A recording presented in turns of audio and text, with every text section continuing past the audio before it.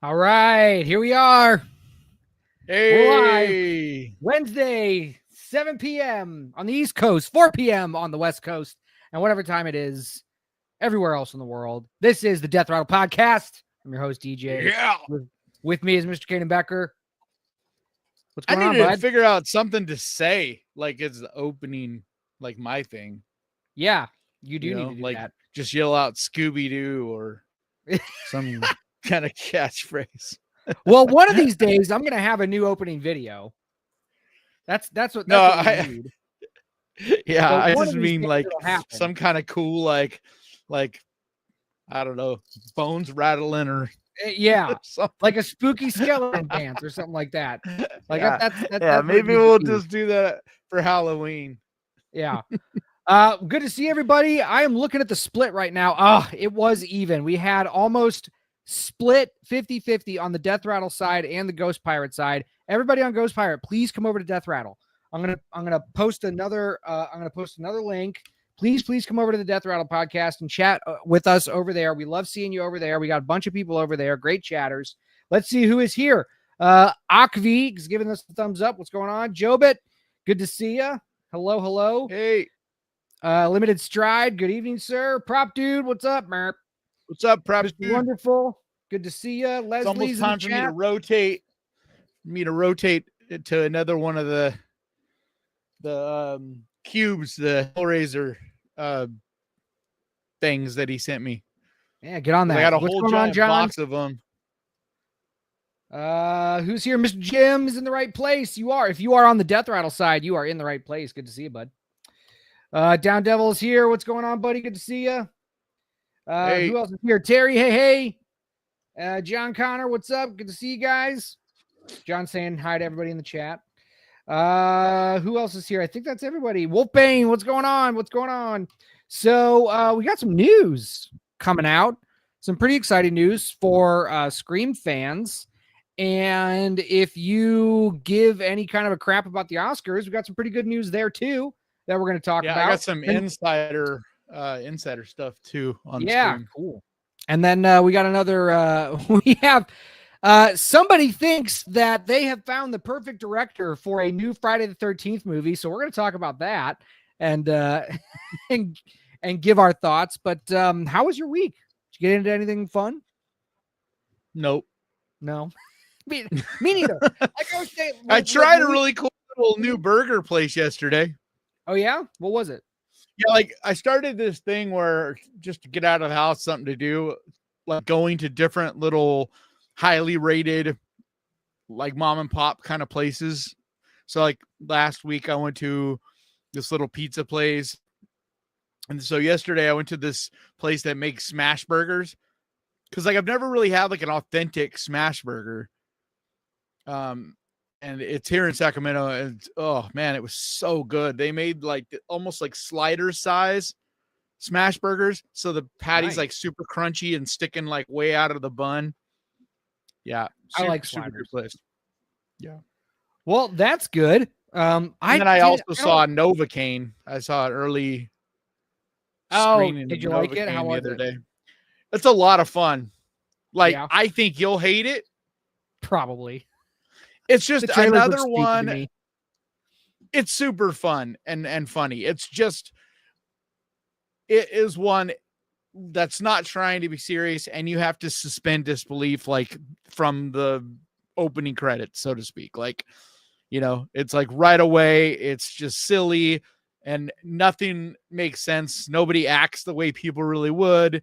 He's basically getting blown up, and every injury that happens to him is stuff that could kill a lot of people or whatever. So it's like a cartoon, but if you kind of go into it with that in mind and just relax and enjoying like a bloody comedy, like it's really dark and a lot more gory and more fucked up than I thought it would be. Like a lot closer to horror than I thought it would be. Like the main villain in it is way more just dark and fucked up. But we are now mostly a comedy. We are now split 15 on Ghost Pirate, 15 on Death Rattle. Come on, guys. Come on over to the Death Rattle side. I'll post it again. We are getting this. to be favorable to the Death Rattle channel. That's what we want. We want all you guys over I there. posted a link to the Death Rattle podcast right before this on my Instagram. So nice. And maybe a few people will I'm join gonna keep from there. spamming it in the chat, but I'm gonna pivot just a little bit because I want to show these. I want to show some odd differences between the news and the numbers. And people are gonna groan in the chat. It's okay. I'm gonna spend 3 minutes on this, so don't worry about it. But I want everybody to take a look at the projections here for Captain America Brave New World. I want everybody to see where this line is and what these projections are here. So if you were to look at this, Kanan, tell me, how well do you think Brave New World is performing if you were to look at this chart? Oh, it's way underperforming. Yeah. Like from projections, but the thing is, whose projections is this? You know what I mean? Because I have a hard time believing that this is what Disney, this is what Marvel, what they thought what it was gonna be. I'm not sure. Like, I think from the jump, however, the way they promoted it, I think everything about it was them just, all they care about is breaking even. Like, if they could break even on this movie, they'll be happy. Their whole goal is to make money on Fantastic Four. And I don't agree with that, because if you look at what it's made worldwide, this movie's going to break even, man. Look how much it's made worldwide. It's in 4,000 theaters. It's 19 days, and that means it's coming up on the end of its run. This thing isn't going to run for over but a look month. what it is done worldwide. Less than 450, which is their break-even point if we go by their $180 million budget, that's what I'm saying. Once you include all the toys, nobody's buying toys. People buying it, streaming. Yes, they are, dude. They're not. Look, you were so out of touch. You were so out of touch with kids. No. When I was at the movie theaters, every kid had a fucking Captain America cup and popcorn bucket. They don't get that money. The theater gets that money. The theater gets if there's 30%. What? The theaters get 30% of branded merch like that. So if a cup and a popcorn bucket cost $20, or let's make it easier than that, cost $10, the theater gets $3 and the movie gets $7. Okay. Yeah. When it comes to theater money, half of it goes to the theater. Yeah. So this 450 million, half of that, or this 300 some million, half of that is going to the theater. It's global. You got to look at it's global. They don't fucking care about America. Like Marvel and Disney in general have been promoting more and more to the overseas audience, especially China. The theater pisses me off, but like, don't get me wrong. I don't want this to succeed. I don't want Disney to succeed. I want Disney to crash and burn and have to completely redo their whole model of everything that they do. That's what I want. I want to highlight for indie, but I also got to be a realist, and I know how the theaters work. I know how Disney, they are in their boardroom right now going, okay, this is going to barely just squeak it out, but it's going to barely break even for us. Like once you include it in streaming, people buying it online, like all that, it's going to break even. How much money? I guarantee you it'll break even. Guarantee it. This is not making so $1 billion of their money. This is not making $1 billion. It's not. And that's what they need to break even. They make so much money beyond just nowadays. They don't put as much into their stock of the theaters. They just don't. Yes, they do. Yes, they do. Okay. This is what I wanted to show. And this is what's going to be like. This is going to be either way. I was arguing with a bunch of people on Twitter about the same thing. Like, I agree with you as far as this is not doing good. I know, but like, the news is acting like this movie is killing it or something. Like, I keep seeing like these stories and articles, and I'm like, no, this movie did not do good. Yeah, I want to read these highlights or these headlines because this is proof that Disney does care, or else they wouldn't be pushing this. Weekend projections: Captain America beats Last Breath on slow Oscar weekend. Like, so what? I know. Like, Last Breath actually did really good considering it's based on a true story thriller. Those never make money. Like in reality, it did really good. Weekend predictions. Captain America set for third straight win.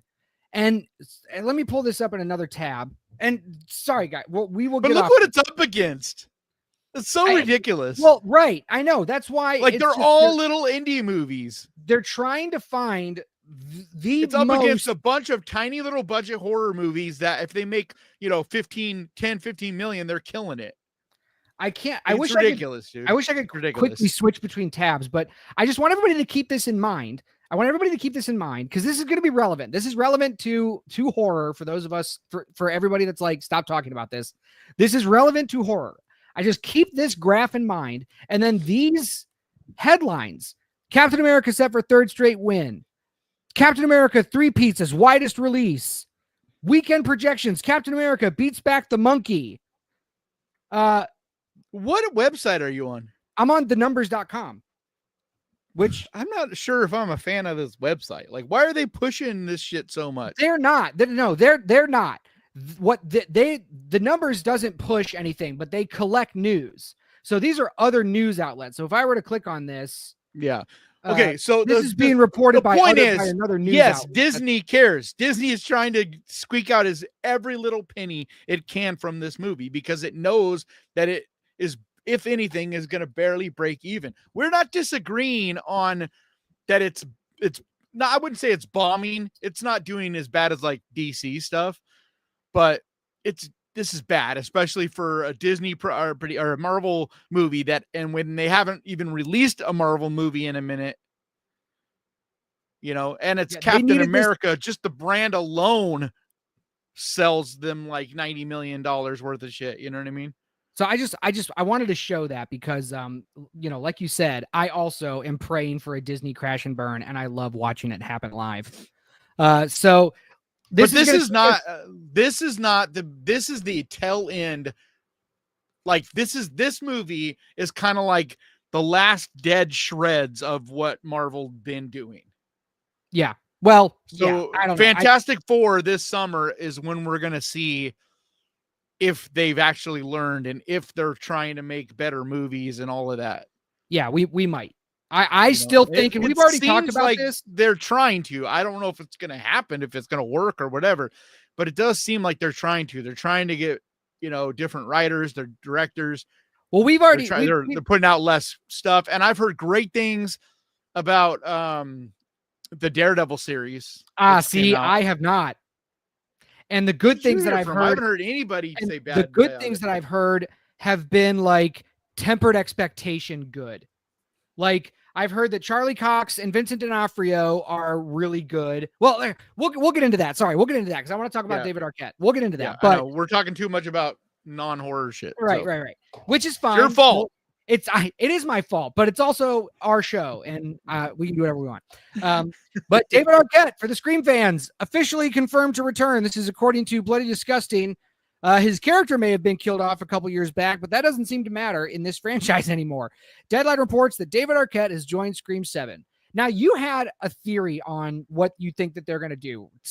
What is that? I also heard some insider source stuff today that I can add to this. If you want to finish reading what they say. All right, let me finish, and then we'll get to your theory on what you think they're going to do. David Arquette's Dewey Riley was infamously killed off in Scream back in 2022. And for what it's worth, Deadline notes that Arquette is indeed playing Dewey in Scream 7. How the hell is Arquette back as Dewey? Matthew Lillard back as Stu Macher, and Scott Foley back as Roman Bridger. Scream 7 is getting stranger and stranger by the week.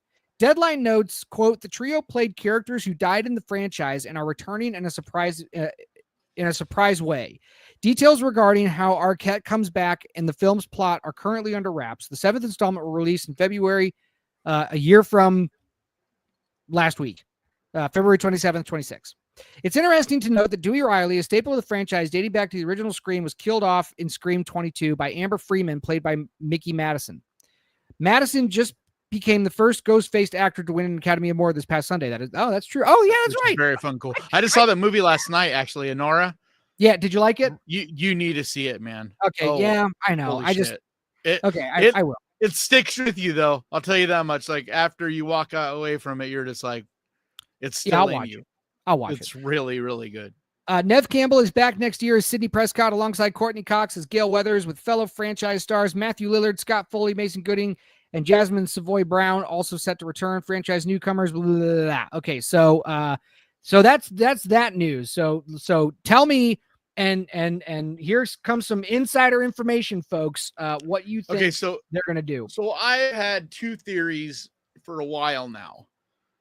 And I found out today for sure that one of my theories is not the direction they're going. And these aren't just mine. I've heard a number of people with this, but my two theories were, one, that they would possibly be going the new Nightmare route, so that all those actors are actually playing themselves and it's going to come into like the real world. Which I heard been great. Yeah. I agree. That's the direction I think would have been the coolest, especially because it's the 7th Scream, and that was the 7th Nightmare on Elm Street movie, which was written by Kevin Williamson, and now Kevin Williamson is directing this one. So I thought it would be really cool. But I got confirmation today that is not 100%. That is not what they're doing. So my other theory, and I was told that it's close to this theory. So if someone doesn't want to have any idea about this movie going in, then you might want to click away. But I don't know for sure. And they told me this isn't exactly it, but they said they did confirm that this is close. Is they're doing some type of AI face swap type of thing. So like my theory is that the killer, instead of doing voice swap stuff like they've done forever, where they can take other people's voices like they did in, what was it, Scream 3 or something like that, Scream 4, I think, that they're going to be doing some kind of AI, and like, I don't know exactly what that means. My guess would be just in emails, texting or phone videos.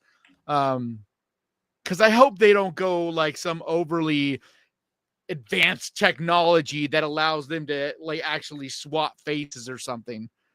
Because like that would be garbage. I don't know, man. I just honestly I don't have like a worse idea than what you had.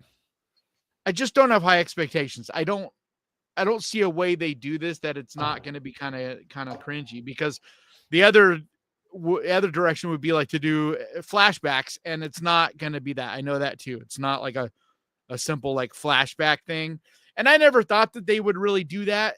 Like at least I hope they don't go this full direction. I heard it wasn't just flashbacks, but because like they're way older. Like all these people are way older. You try to do like a age bullshit, it always looks bad. Always. And like what they did with what's his name? In the last two, they had her dad. I don't remember.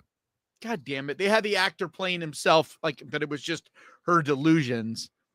He just, they didn't really have to do any age stuff, because one, it's just her visions of him, and two, he still looks pretty young. But the rest of these guys, not just, I'm not trying to tear them down, because they're all like right around my age or a little older.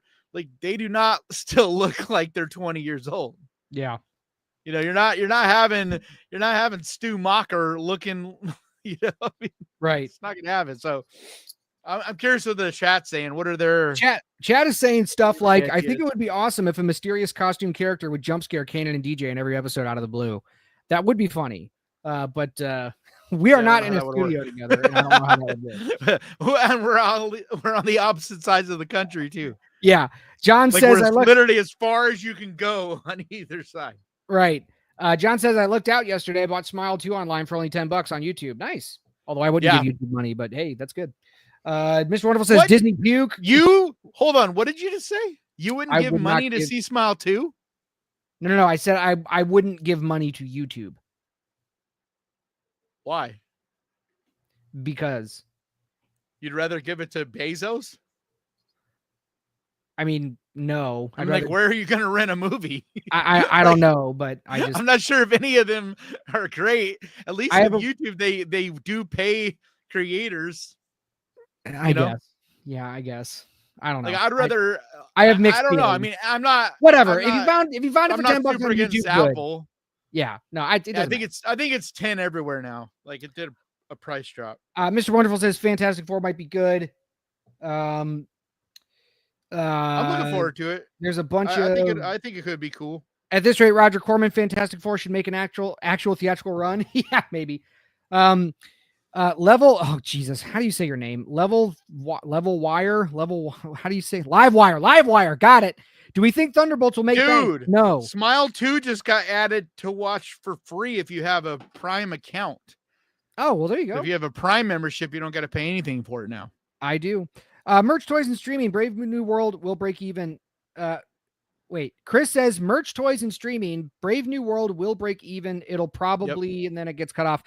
No, I disagree. Dude, I'm telling you, those movies make so much money for merchandise. They will not double their revenue on streaming. It will not happen. They're going to make the most money in the theater. That's where they make their money. I don't care. Yes. No, I'm telling you, you're wrong. Disney makes makes so much money from their merchandise. Bro, look it up. Look it up. Then why? I will. I will look it up. And if I'm wrong, I will come on this show and I will do mea culpa on my knees. I was wrong. However, Star Wars. I'm not saying they make more popular toy brand than Marvel. I'm not saying they make more. They don't make money off their Star Wars toys, and that is the moneymaker for Star Wars. And Disney had to put up a crowdfunding campaign for a lightsaber that didn't fund. So no. Okay. That's not exactly how it happened. Captain America is not making money. That's not exactly how it happened. And also, Disney makes a shitload of money from Star Wars toys. They just don't make it off of big old fucking lightsabers and shit. They don't make the figures, man. The figures make so much money. It's all down. It is all down. It's all down. Captain Falcon is not making $1 billion for as long as it's on streaming, especially with Disney losing all of their subscribers. Thousands upon thousands a day they lose. It's not making its money back. What I'm curious about is it going to be available to rent, or is it only going to be on Disney? It'll only be on Disney. Everything is only on Disney, unless they have joint ownership with something else that you can rent on other platforms. But if it's they've been doing certain things like that where it'll you can rent it for a minute and then it'll drop onto Hulu or onto Disney. Yeah, but if you look at any Disney Marvel property, it's on no other streaming platform than Disney Plus. Yeah, unless again, I mean, I'm sure it's probably because they're still trying to drive people to the app. But Steven says that movie is absolutely not breaking even. John Connor says, I remember Anthony Mackie saying in an old interview that film companies are making films for Chinese money, not American, which is, yep. And that's not exactly true, but that's not exactly true. It's with some of these big companies like Disney. Yes. Yeah. There's a huge market in China right now. And which is why they have to give the same cut to the theaters there, which is also a big part people don't understand. It's like, I want to say it's probably not 20 or 30%. Yeah, it's probably not half. The theaters take. No, and that's why, and that's a huge difference. Well, and that's also why they shrink and mask all of the black people on their posters over in China, because the Chinese don't like the blacks. Well, and there's no skulls. And I mean, there's that too, but like if you there's look at a long list. Posters, like it's so funny. If I forget, I saw it on Twitter before, but like there's a whole list of things, and now Disney just cuts all that shit out. They're just literally not even in their movies. For a while, they would make a Chinese cut. And so like a certain movie would play for them, a different one for us. Now the movies are just totally censored for that market. Yeah. So I don't like anything about Disney. So let's please stop talking about Disney. I'm just reading the chats, man. I'm just reading the chats. That's all. I know I'm not talking to just you, I'm talking to the chat as well. Like, but they were talking while we're just catching up. But I got to save up some of my hate for what I'm the most angry about today. We will get there. I promise. I just want to get through these. Brave New World was a terrible movie. No, it's not. It's not great, but it's not terrible. Like it's not anything to write home about. It's not anything everybody needs to rush out and see in a theater.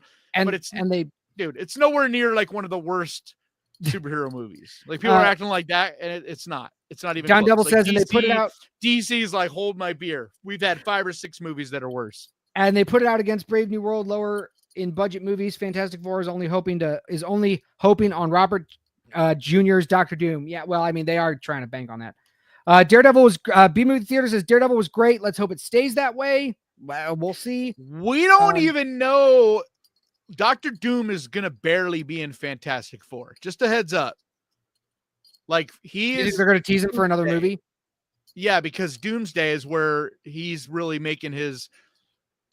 Because that's like the next movie. What I know is that this Fantastic Four movie is setting up this universe. Something happens to their universe where they have to go through and join the multiverse on some level to save their universe or something like that. And that's when Dr. Doom gets involved. And that's why it's Robert Downey Jr., because it's not Tony Stark from our universe. It's a different version of him in a different universe. And that's how they're bringing Dr. Doom in. So it's not like they're bringing him back to life or some nonsense. Wolfbane. I know way more about this shit than I should. It's funny. I'm not even whatever. Go ahead. Wolfbane, this is a great question, but I don't want to get into it because I feel like it's going to eat up a lot of time. And I forgot to tell everybody I have a hard out at 8:00. I think Kanan's going to. I know that's why I'm trying to get to the. But yeah, so I just want to. I'm trying to get to the Oscars. Yeah, so we're going to get there right after this. But Wolfbane says, "Do you dudes think Captain America BMW underperformed due to Anthony Mackie, a bad script, or the concept of Red Hulk?" I'm going to say yes, but mostly because. I think Anthony Mackie is almost none of it. I don't think anything at all to do with him because that he's a great actor. He puts a good performance out. He is literally carries the movie. It's just there's nothing wowing about this movie that would have caused word of mouth. People are not like, I hate this whole notion that people are just like, what are they calling it? Like where they're tired of superhero, like superhero exhaustion or whatever. Fatigue. Yeah, superhero movie fatigue. I think it's bullshit because, like, look how much money Deadpool Wolverine made last summer as an R-rated movie. Yeah, it's bad movie fatigue. Yeah, it's people just want good shit. Yeah, and like that's why we still saw Spider-Man No Way Home make a shit ton of money. We still see the good ones are still making a lot of money, and this would have as well if there was something special in it. But in so many ways, it just feels like a lot of the same. It doesn't feel like there's anything really brand new here. And it's like I said, it's not a bad movie at all. It's just not going to blow your socks off or do anything original or new. And it's making a lot of money. That's a lot of money. It's just they spent crazy amount of money to make it. Like, that's the problem. It's like any other movie makes, $400 million. They're like, dude, we fucking made a shitload of money here. But it's like Disney and Marvel throw way too much money into these. And then it's like, they're basically just throw money at the problem instead of taking time and curating and getting good directors and writers and making good quality movies.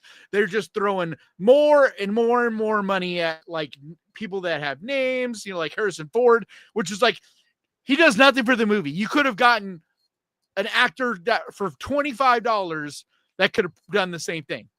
Because I mean, he's a great actor, but he doesn't do much in this. It's not like he's like, and he's very, very old. He's only able to do so much, and he does give it everything he's got. But I mean, I'm just saying you could have gotten, I don't think that people are going to see this because of Harrison Ford, but yet Disney goes and spends like $60 million to get Harrison Ford. All right. Anyway. We will catch up with more of the chat in a little bit. We got to get to this. So mixed feelings, but The Substance is officially an Academy Award winner. This is from Bloody Disgusting. Director Coralie Fargeat's body horror movie, The Substance, was nominated. What? Fargeat or Fargeat? I thought it was Fargeat. I thought that's how the French pronounce the Geat. I think it's Fargeat. There's no T. Fargeat? Yeah, it's more like Fargeat or Fargie. There's not like you don't enunciate the T. The French. Fargie. All right. Coralie, director Americans Coralie, all say Fargeat because of the T, but yeah. Director Coralie's body horror movie, The Substance, was nominated for 5 Oscars at the Academy Awards last night, a rare feat for the horror genre that was cause for celebration no matter which statues, if any, the film ended up taking home. Arguable. The bad news? No. I agree with that. Oh, anyway, go ahead. We have a the lot to bad talk news, about here, so go ahead. The Substance didn't end up winning Best Picture. The good news, it didn't go home empty-handed. The Substance is now officially an Oscar winner, with the film winning one of the 5 awards it was nominated for. The Demi Moore starring horror movie, which explores the horrors of aging in the entertainment industry, won the Oscar for Best Makeup and Hairstyling. Pierre Oliver Pearson, Stephanie Guillon, and Marilyn Scarcelli are the artists honored with the award, with The Substance beating out A Different Man, Emilia Perez, Nosferatu, and Wicked in the category. So Nosferatu and Wicked were the ones that were the real competitors. It's the first Academy Award won by a movie distributed by Mubi. Oh, that's interesting. Yep. Pierre Oliver. Well, they're brand new. They just started making movies because they're like up until really just like I think last year or whatever, they were just a place you can go and rent and watch movies. You know, kind of like a Prime Video kind of deal, and they just started making their own movies. Well, good for them. Pierre gave the acceptance speech for The Substance's win, which you can watch below. He thanked Coralie for her love for makeup and practical effects. Best makeup category has its roots in the horror genre. As Louis H.C. recently explained, the Academy Award for Best Makeup was originally conceived as a mea culpa of sorts directed at the artists who work on David Lynch's The Elephant Man. But An American Werewolf in London became the very first recipient of the then new statuette. The Substance had also been nominated for Best Director, Best Original Screenplay, Best Actress, and Best Picture, with Nora ultimately winning all 4 of those gold statues. The Substance is now available, blah, blah, blah, blah, blah. But there it is, and we're not going to watch it, but if you've seen The Substance, you should not have expected this to lose this category. Okay, so first off, this is a much more bigger deal award than it sounds. Like hair and makeup just sounds like, you know, like makeup, lipstick, like eyeliner and hair. No, this is the category basically for practical body effects. So if you have a movie that's body horror, the majority of the effects that are done in that are this category. So it's like there were separate categories for special effects, but this is the one for anything body related effects. And so it's stiff competition because all those movies in this category did a lot with, you know, makeup and special effects and stuff. So, so it's not like it didn't have competition. So that it's awesome. And I love that it won an Academy Award because no matter what, people will say The Substance, Academy Award. People will now say Academy Award winning movie, The Substance, forever. It doesn't matter that it wasn't for one of the major one, like it wasn't for Best Actress or movie or whatever, but it still will get that moniker, and that's great. Like I love that. It's just like Godzilla -1. It's always whenever you see it listed, it's Academy Award winning, even though theirs was for special effects, like not this one, but the other special effects award. So I love all that. And until I saw Nora last night, I never really thought it would win Best Picture, and I don't even know if I think it deserves Best Picture. Because they're really, like, if you're unbiased and not just looking at it from a fanboy lens, like there is some extremely stiff competition this year for Best Picture. Like, you know, these are really, really good movies. It's not like, you know, it got snubbed. Like if you didn't get a nomination, that's one thing, but like getting nominated is a big deal. I was upset though that Demi Moore didn't win, and I still wish that she would have. But after seeing Anora last night, I understand why it swept these. You know, Madison is like incredible, and as much as I love Demi Moore, and I think I wish she had got it almost as like a lifetime achievement thing. You know what I mean? I honestly, if I look at it unbiased, I think Madison is like just barely more impressive of a performance, you know, because Demi, I thought this all along. I was actually kind of surprised that she was winning all these awards for that, because I kind of felt like everybody's talking about her, but nobody was talking about what's her name, the other actress, that because they're playing the same like role kind of, and it always felt strange to me that it's like Demi's getting all the credit when it's like she's kind of playing off. Why can't I remember her name? It's like Mickey something. No, the actor in Anora. No. That's Madison. Dora Madison. No, I'm talking about in The Substance, the other actress. Oh, Margaret Qualley. Yeah, I've always felt kind of like she got snubbed in all of this because I don't feel like Demi Moore's performance would have been anywhere near what it was if she wasn't playing off of her. It's, you know what I mean? Like they're both kind of playing the same character. And as much as I love Demi Moore, love The Substance, it's like it blew me away kind of movie. I always kind of felt like it was a little strange that Demi was getting so much praise for it. But anyway, so I'm not really upset about that. But what I'm really mostly upset at the Academy Award for is their in their memoriam. What do they call the memoriam? Yes, the in memoriam where they yeah. left. Yep. It's dude, like everybody that like who are there was oh, I'm so bad with names. Who were the names they left off? It was Tony Todd. No. Bernard Hill. But no, the other, especially the two females that they left off, I was like, it's fucked up, but they both were more TV stars. And so I could kind of see why they weren't included, even though because it can't include everybody. Like, and that's what sucks is you want them to include everybody that died, but it's like, there's got to be a point where they don't. But to me, the one that was just egregious is Tony Todd. Yes. Because it isn't just the Candyman. It's, dude, he did Broadway. Like, he's friends with most of these people. Like, I saw so many posts on Twitter. Like, it's just disgusting. And especially when the article came out that they were well aware that they were leaving him and the other people that I'm forgetting the names of, unfortunately, right now. It's that girl from Buffy. That just passed away. Damn it. Anyway, but leaving Tony Todd off is just so wrong, especially when it wasn't like a mistake. Like they made the decision to not include him. And it's like, I don't know, man. You include all these like lighting people, you include like, you know, dance instructor people, you include, you know, people that did music, like, and that's fine. I'm not against that. But I mean, like, how do you, I just don't get it. I think DJ froze up and took off. So it's just me and you, chat, at least for now. I don't know if he's coming back. It just made me sick. What do you guys think?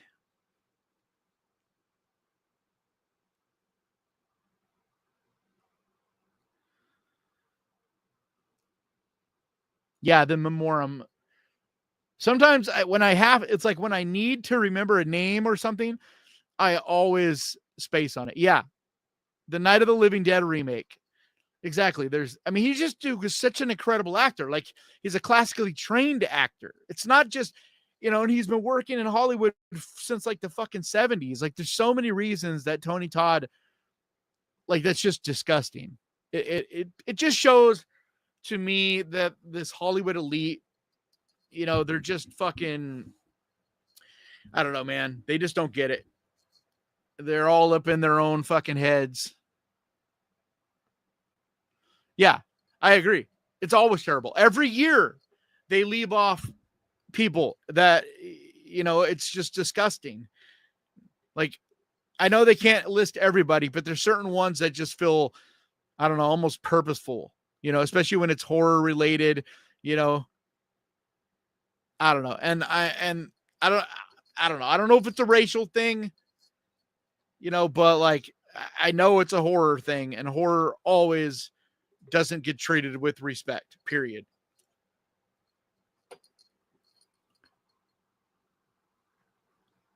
Yes, Michelle Trachtenberg. Thank you, Citizen Steve, or Sleeve. Man, I can't see good. I wish I had my glasses in here.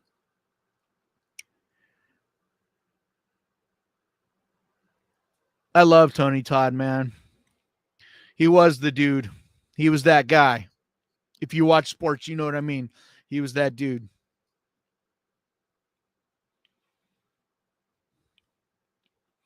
Yeah, you had to hard stop. I think he lost his connection, but also he has to go at oh, he still has 20 minutes. Yeah, there he is.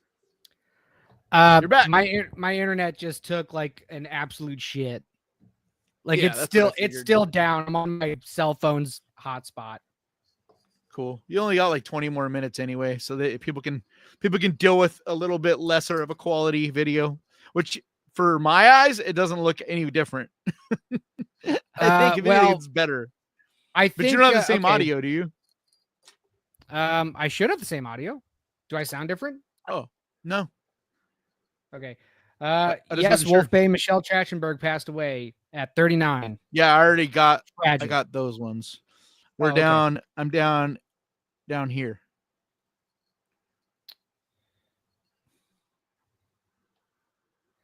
They're talking about you hard stopping. Yeah, he just lost his internet. Yeah, I'm back. I'm back, obviously. Yep. But anyway, yeah. So did you go on your rant about the Academy? Yeah, enough to. I would like to hear what your thoughts on it. Yeah, so my thoughts are, I guess, like for me, it's like I'm very just apathetic about it. It's always good to see horror win stuff, and like when it gets nominated, just the history of the Academy and the history of these award shows with horror has always been them looking down their nose at us, and they'll toss us, scraps or whatever. Or they'll toss us a best makeup and hair, and that's what they'll do. But they'll never consider horror to be a real genre. And so because of that, it's just kind of made me go, well, then I don't care about you, I'll take awards from other places that, do celebrate horror and are, maybe not as prestigious, but are still cool. And I haven't seen Anora, so I don't know, but I'm still pause real quick. In the defense, though, at least it's an indie movie. It's a neon movie. And like, to me, I feel like things are changing. It's like we had Everything Everywhere All at Once win the Academy Award like 3 years ago, and that's A24. Like, you know what I mean? We're starting to, and even though The Substance didn't win, it won everything besides the Academy, which is crazy. It's like the Golden Globes, People's Choice, like all the Critics' Choice, like all these awards coming in. Yeah, they cleaned house. Like Demi won every single one of those for Best Actress. Yeah, I agree, but I do think at least things are somewhat changing. I mean, that's just, oh, you're cutting out. Okay, I can hear you, but I can't see you. Okay. Oh, there you are. Okay, you're back. Am I here? Am I back? Yep. You're back. Yeah. So plus just the. Nope, we lost your audio again. The politicization. Fuck. You're frozen, but we can hear you. Okay, now we can't hear you.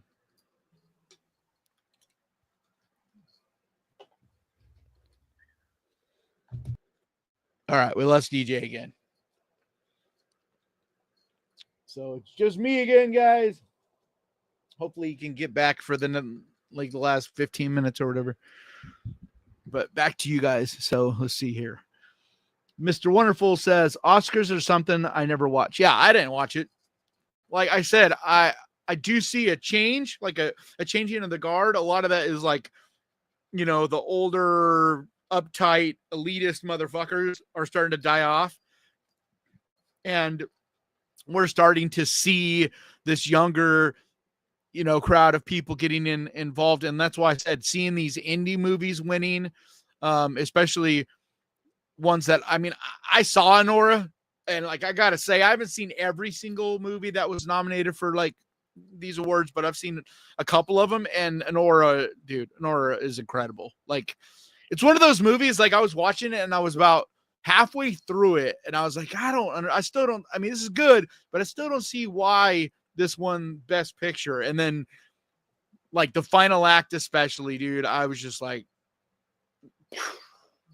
it's still in me. It's, you see a powerful movie when it's still in you. Like it's still lingering like a bad dream from the night before. Oh, are you back? I hope so. Am I? Yep. What I was saying was that the Academy has become so politicized that it's just annoying to watch, and I just don't want to do it, and so it's just like, if I can avoid politics, I'm going to. And if I can avoid, watching people who don't care about horror pat themselves on the back for 2 hours, that's been my attitude towards the Oscars since I've been an adult. And I remember back in the day, like my family used to get, like, we used to watch the Oscars together. And I was just a kid, so I didn't know what a lot of these movies were, but it was still fun to get together and watch, see all the stars, see the opening, the MCs and stuff like that. Everybody dressed up, seeing all this, and my parents knew a little bit more about the movies than I did, but I do remember that as a kid, but and anymore, I don't think anybody does that. There might be, but it's still way better. No, a lot of people still have Oscar parties, but like it's still way better than it was, bro. Like that's all I'm saying. Like that's the only silver lining, because, dude, up until really in the last maybe 10 years or so, you never saw anything even slightly horror related nominated. It was like everybody always hangs their hat on Silence of the Lambs, and I'm like, dude, who are you kidding? That's not. that is easily the closest, crime thriller you could be and still barely have a pinky toe in horror. Like, it's not a true horror movie that, like, and that's about all we've ever had. Yeah, I mean, we will see as the years go by. We have Parasite, like what was that, 6 or 7 years ago? Parasite won Best Picture. Yeah, and that's another one that's like Silence of the Lambs, where it's kind of just barely like horror adjacent. Yeah. Like, all I'm saying, dude, I hate the Academy. I hate that. What I hate more than anything, actually, is that there's so much weight put on it, because it literally can make or break a career. Like, if you win an Oscar or even get nominated for an Oscar, like, it's crazy the work level and things, everything for you, no matter what field you're in. If you make movies in any way, like, even if you're a lighting guy, a fucking whatever it is, if you win anything or even get nominated, like, your work, the level you get, how much you can make, like, all of that just skyrockets. And I hate that it's that way, because there's a lot of other award shows that are way more fair and way less, political, that everybody just kind of ignores. And it's like all about the Oscars. And I would love to see a prestigious horror award show. And I don't know if Dead Meat's trying. Yeah. Are they? Yeah. Have you, I don't know if you follow Dead Meat as much, like that much, but like, no, they're putting a lot of money into it. They even hired a producer for last year's, a full-on producer to like put it together. This year they're trying to get actual full-on acceptance speeches from everybody, but like, they have 5 million subs, but it's taken them years to get the credibility where they can even get a hold of the people. And like they had Damien Leone last year. He did his acceptance speech, but like they couldn't get everybody. But this year they're trying to get acceptance speeches from all of them. Like, they dress up for it. Like, their goal is eventually someday to like actually have, because there is no horror award where people dress up and go to a place, right?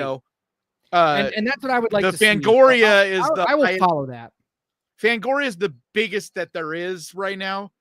But they don't, they have some people come out and accept it, but most it's kind of cheesy. Like, I love them. Yeah. Don't get me wrong. I love Fangoria. I love that they're doing it. Like, Bloody Disgusting has, but theirs isn't even, I don't even think they do a show. They just do like a list of stuff. So, but Dead Meat is the closest to the Academy Award. Like, they're actually modeling theirs after that, because that's exactly what James wants.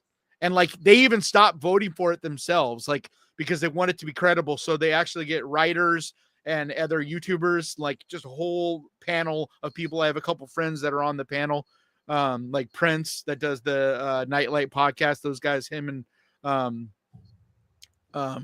forget, anyway, yeah, they're like panel, and so everybody votes. So it's not just like it's just James picking it. It's not like me with mine. You know. All right. Well, I got 10 minutes before I got to get out of here, so I want to get to this last article. This made me laugh. Oh yeah. So this is from Screen Rant.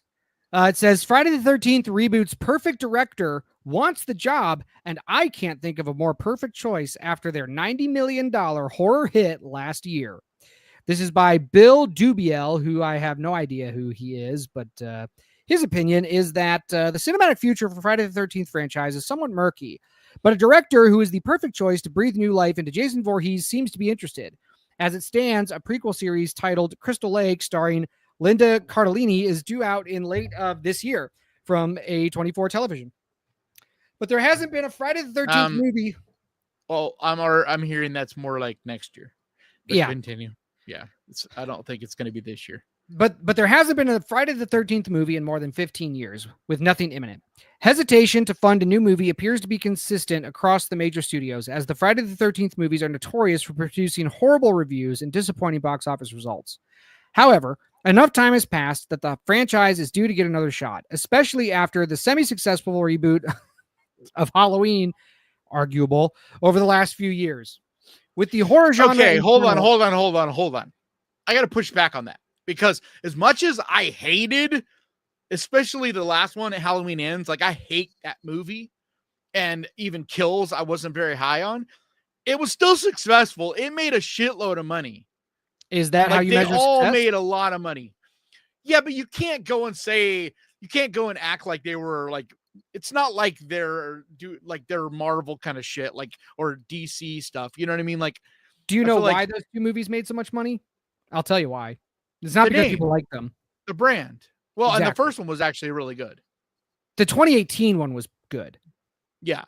But I'm just saying, like, I movies. feel like the way that was worded, it like felt, it kind of bothered me, because it's like, dude, yes, I have issues with those movies, but they were successful. Like, even though I hate Ends, it was still, there were still some redeeming elements about it. It was still great to see a Halloween movie. Like, Halloween movies are always hit and miss. They've always been that way. All right. Well, with the horror genre in general seeing a resurgence in recent years, driven by unique visions and high-quality storytelling, it's understandable that studios are hesitant to dip back into what many believe is an exhausted property. However, one modern horror director who could soon be in high demand has expressed his interest in breathing new life into the infamous Friday the 13th slasher franchise.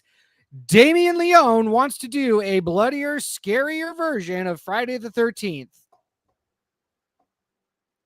Now, this is funny to me because Damien Leone... But why? Why does he want to do this?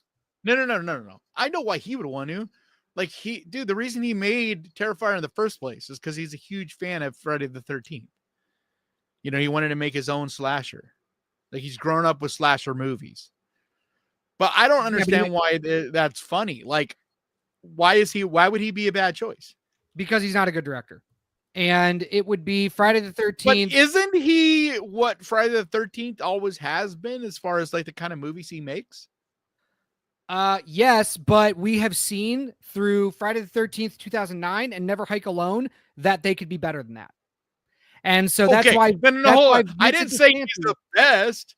Like, I would honestly, I would go for Vincent DeSanti. That's what I was just about to say. He's made, yeah. So Vincent I'm not saying is the perfect director but I don't think you got to tear down one to lift up another. I'm not tearing down Damien Leone. I'm giving my opinion on what I think he is. I think he is an awesome. I don't think he's a terrible director. I think he does everything with the Terrifier movies, bro.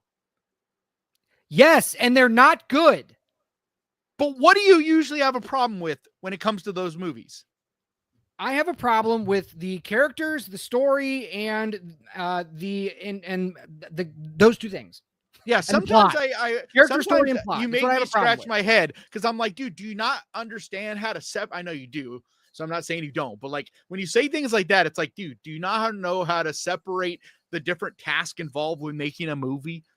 Like, if you don't have a problem with his directing, you have a problem with his writing. You have a problem with his editing. No, I also don't think the movies are directed very well. No, I think if you for a Friday the 13th style slasher, yes, because we've seen evidence in the 2009 remake and Vincent DeSantis' Never Hike Alone movie and short film that Friday the 13th can be done you cannot in a do better that way. You do not have to go, this is, you don't have to put Friday the 13th in a box and go, this is the box that Friday the 13th belongs in. And so therefore, because Friday the 13th belongs in this box, Damien Leone would be a good director because he fits in that box. And I don't even think Damien Leone is a good director in that box. If you would let me finish my thought, what I was going to say was that I think Damien Leone is an excellent effects director. If I would put him in charge of any effects team on any project, and I would be like, these dudes are going to knock it out. Savini.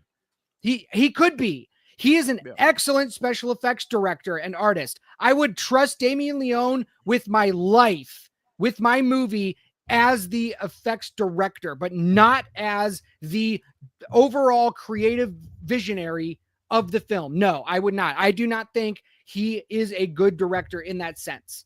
But if you were to pair Vincent DeSantis and Damien Leone, where Vincent DeSantis is the director, is the writer-director of the movie, and Damien Leone is the special effects director, coordinator. I wouldn't have him be the writer. I would wouldn't have a different writer. Because as much as I think DeSantis is the shit, his movies don't have a lot of a story. You know, what I think DeSantis does really well is directing, like the pacing and the look, that kind of stuff. I think it has a great story, and I think it's the most appropriate way to treat Jason. Jason is a ghost that haunts Crystal Lake. I think that's great.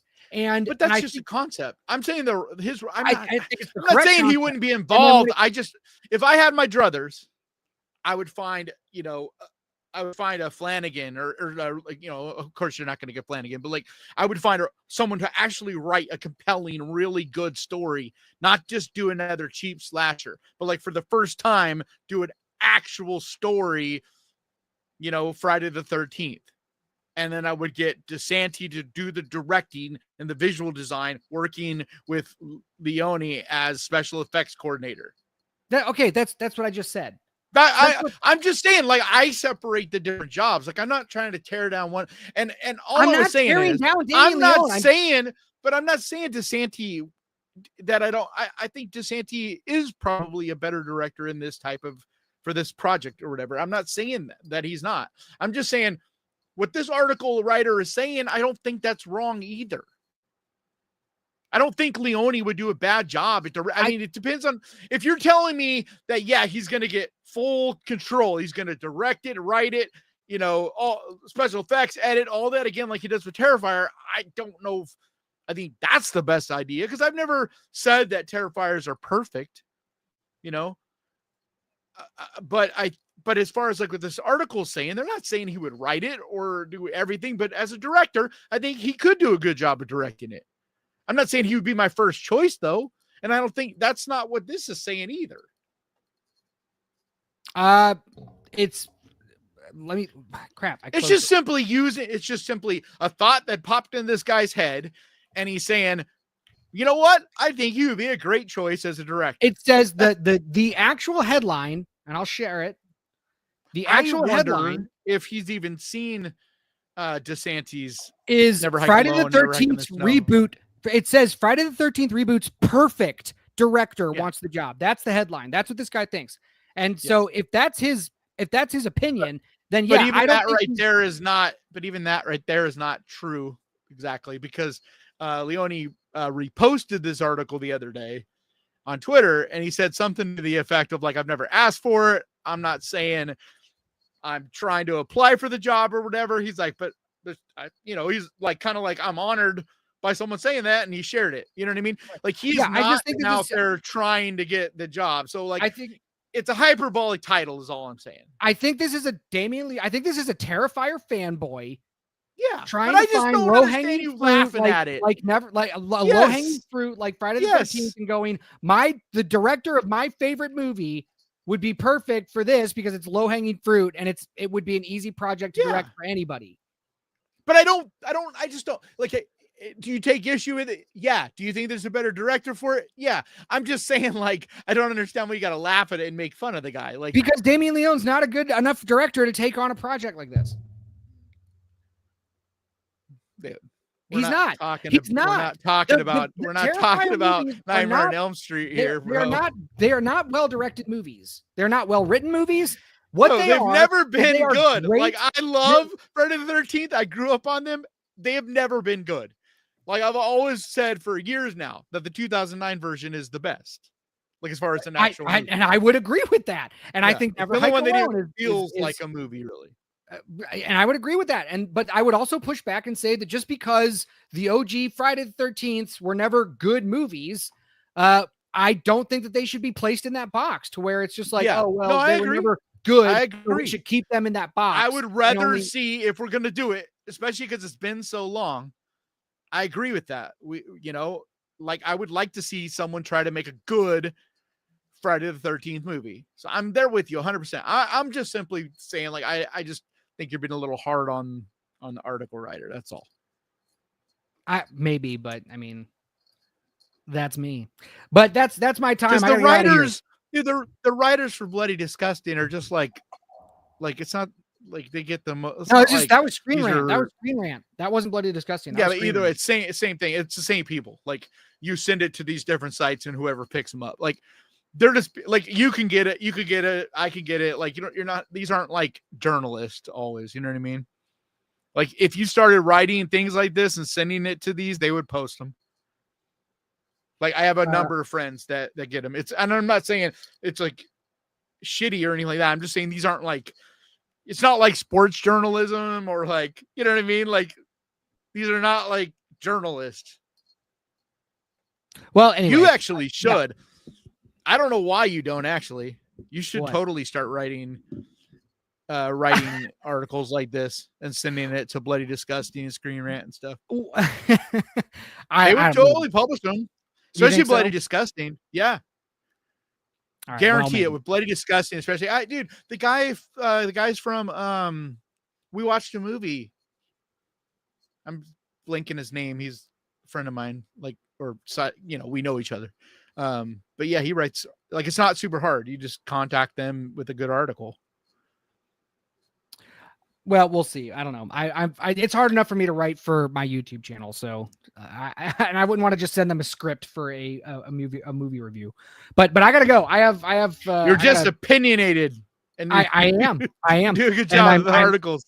And 90% of my 90% of my opinions are also always true. So, on that, I got to get out of here. Chat, have fun, take it easy. You're going to stick around and read some chats and keep the show going. Yeah. Okay. I haven't done a stream like Q&A in a while. So I will see y'all next week. Love you. Thanks for hanging out, and subscribe to the Death Rattle podcast. Okay. Bye. Later, brother. All right. Now that it's just us, we can talk all kinds of shit about DJ. Just joking. All right, so if you guys got questions for me, let's do this Q&A style because it's hard enough for me to read and see these. So let's get questions, and if you have a question, start it with a Q or the word question, and so I can see them and highlight them a lot easier. All righty, I'm going to scroll back a little bit. So Wolfbane, Heather there. Okay, that doesn't, let's see. Joe Begret says, I'll watch Nora once it's Hulu March 17th. Yeah, I think you'll love it. Like, it's really, really good. Like, I was stunned after it ended last night. Like, I literally was just sitting there staring at the screen as the credits rolled. Like, I could see a lot of people crying. Like, I didn't cry, but I was just like, it's like emotionally exhausting. But it's funny. It's intense. It's like, it's not a horror movie, of course. It's more of a drama, but super, super fucking good. Let's see. Prop Dude says RoboCop taking out Ed 209 on stage was pretty baller and horror adjacent. I'm not sure what that's referencing to. I want to see him make a new RoboCop. Like, I think that would be dope. Like, the one they made a couple years ago was just kind of eh. Well, let's see. Lyle says, why I like horror so much. Not much political agenda infused. Exactly. That's why my channel, Ghost Pirate, that's what I built it all on, is that it's a place where we can all come together and leave the politics and the bullshit aside. Let's see. Should I watch an horror after this show? If you like, and that was Diddy, if you like dramas, you know, that are mixed with a little bit of like thriller, intense, emotional, like definitely funny, but that, you know, is like a tearjerker, super powerful, moving, you know, I think it's fantastic. I mean, it's best picture and I think it deserved it. See, Nebulous says they need a horror category, period. The Academy will never have a horror category. Just never. They don't even really have categories. It's not like they have, you know, separate categories. Like they don't have a drama. They don't, you know. And there are a lot of awards that do, you know, like a lot of those, The Substance won. So The Substance won a bunch of awards this year. So yeah, Hereditary should have won an Academy Award, and Toni Collette should have won an Academy Award. The fact that Toni Collette wasn't even nominated is disgusting. That's the stuff I take issue with. That's why this year, even though it bothers me that The Substance didn't win more, at least it was acknowledged and nominated for a bunch of categories. So that is a big win. It's just, I'm just still so frustrated with the way they do things with the Academy Awards.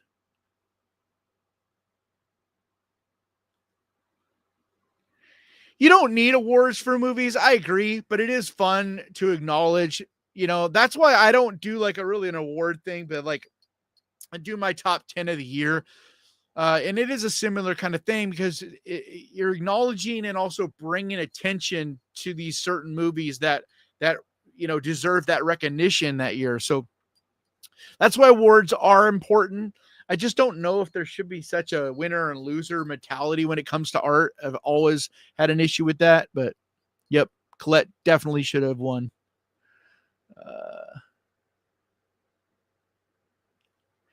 Anyone remember the horror award show hosted by Robert Englund in the 90s? No, I don't. I wish I had seen that. That sounds really cool. Kudos to Demi Moore. I didn't expect her to get nominated. Yeah, I know. The fact that, I'm telling you, Wolfman, the fact that she even got nominated is huge. And the fact the movie got nominated for Best Picture, like they had like 5 nominations. Like that is massive. Jason is an icon. To bring him back to the new generation is so important. I agree. You know, and I think it needs to be done the right way. Jason is like a universal monster at this point. Yeah. And it's depressing that it's been so long since we've seen Jason in a movie. It's ridiculous.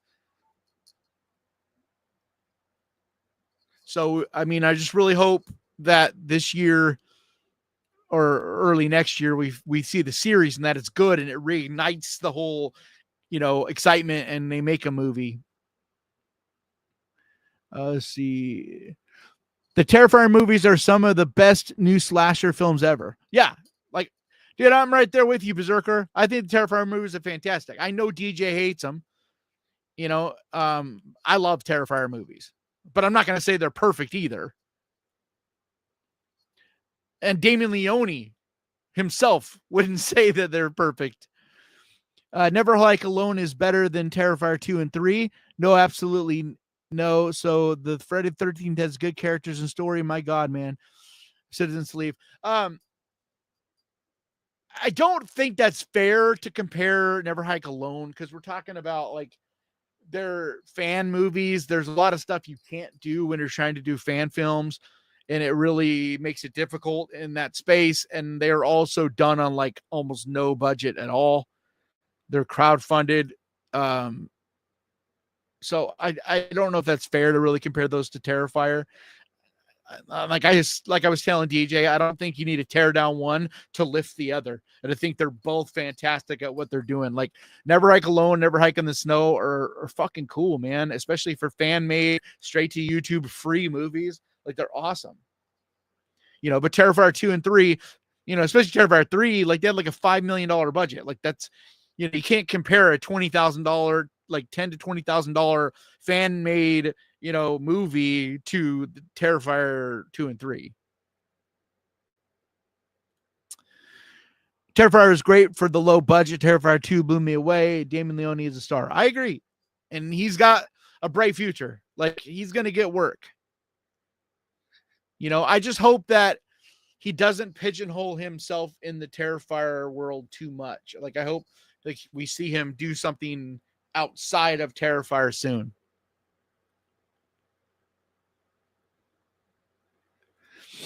I love hearing you guys go back and forth as I drive home. Well, unfortunately, he's gone, so it's just me now. So he's not big picture kind of director. I'm not sure I follow Heather. Let's see. Utter nonsense. See, respect DJ. Respect DJ's gangster. I don't understand Wolfbane. I know, and that's what we're hoping to see is Art's backstory. Lyle Nelson says, what is Art's backstory? I hope we're going to see more of that in Terrifier 4. Damien Leone has hinted at that is going to be a lot of what we find out what happens in Terrifier 4. So I think we'll go there. I think we're going to get there. We just got to be patient. Let's see.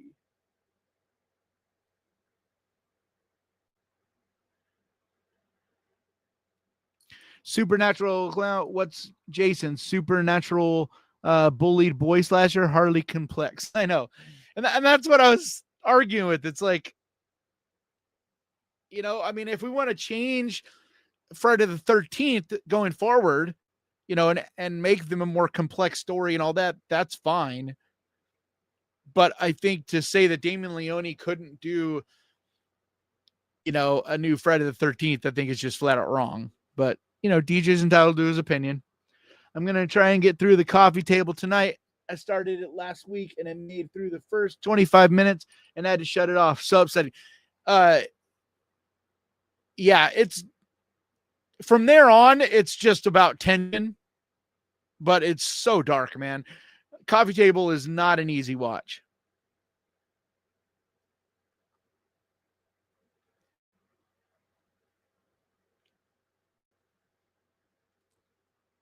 Oh, thank you, Berserker's Battle. He says, love Ghost Pirate Entertainment. Well, love you too, man. Thank you very much. Or woman. I'm not sure which gender you are, or non-binary. Have a lovely day or evening, folks. Much love, horror. Oh, nice. I caught a live stream. Yep. So let's get some questions going, guys. Let's see. It's hard to know which ones to click on. Okay, just a comment. I love how passionate you are about horror films, says Nebulous Movie. Yeah, I mean, it's my life, for better or worse. Vorpal Bite says, question, what is the airspeed velocity of an unladen sparrow? I feel like I've heard this somewhere. Is it like 40, like around 40 miles an hour? I think. I know sparrows are pretty fast, but it also depends on the air velocity that it's playing against or with. So I can't remember, but I don't know, man, like a 30 something miles an hour, maybe.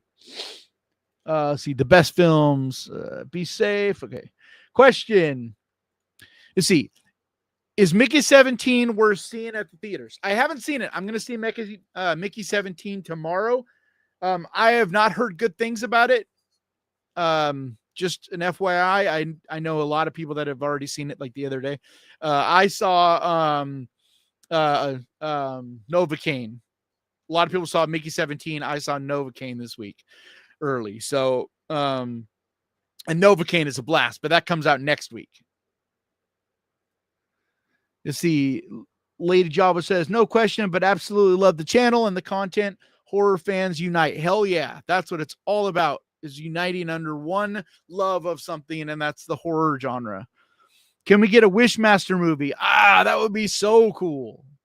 Unfortunately, I feel like if we do get one, it'll just be low budget. And it's like someone needs to do another one and treat that with respect, Same with like Puppet Master. Like, let's get these movies, but with respect, and put actual money and energy in them. See, Diddy asked, have you watched the TV series Archive 81, Kanan? No, I never watched it because I heard it was canceled, and I'm so tired of starting the series and loving it and then finding out it's canceled, and so it just always feels incomplete in me forever. I hate that. So I still never watched it. But I've heard it's really good, and it sucks. But I hate watching series and getting invested and then it's canceled.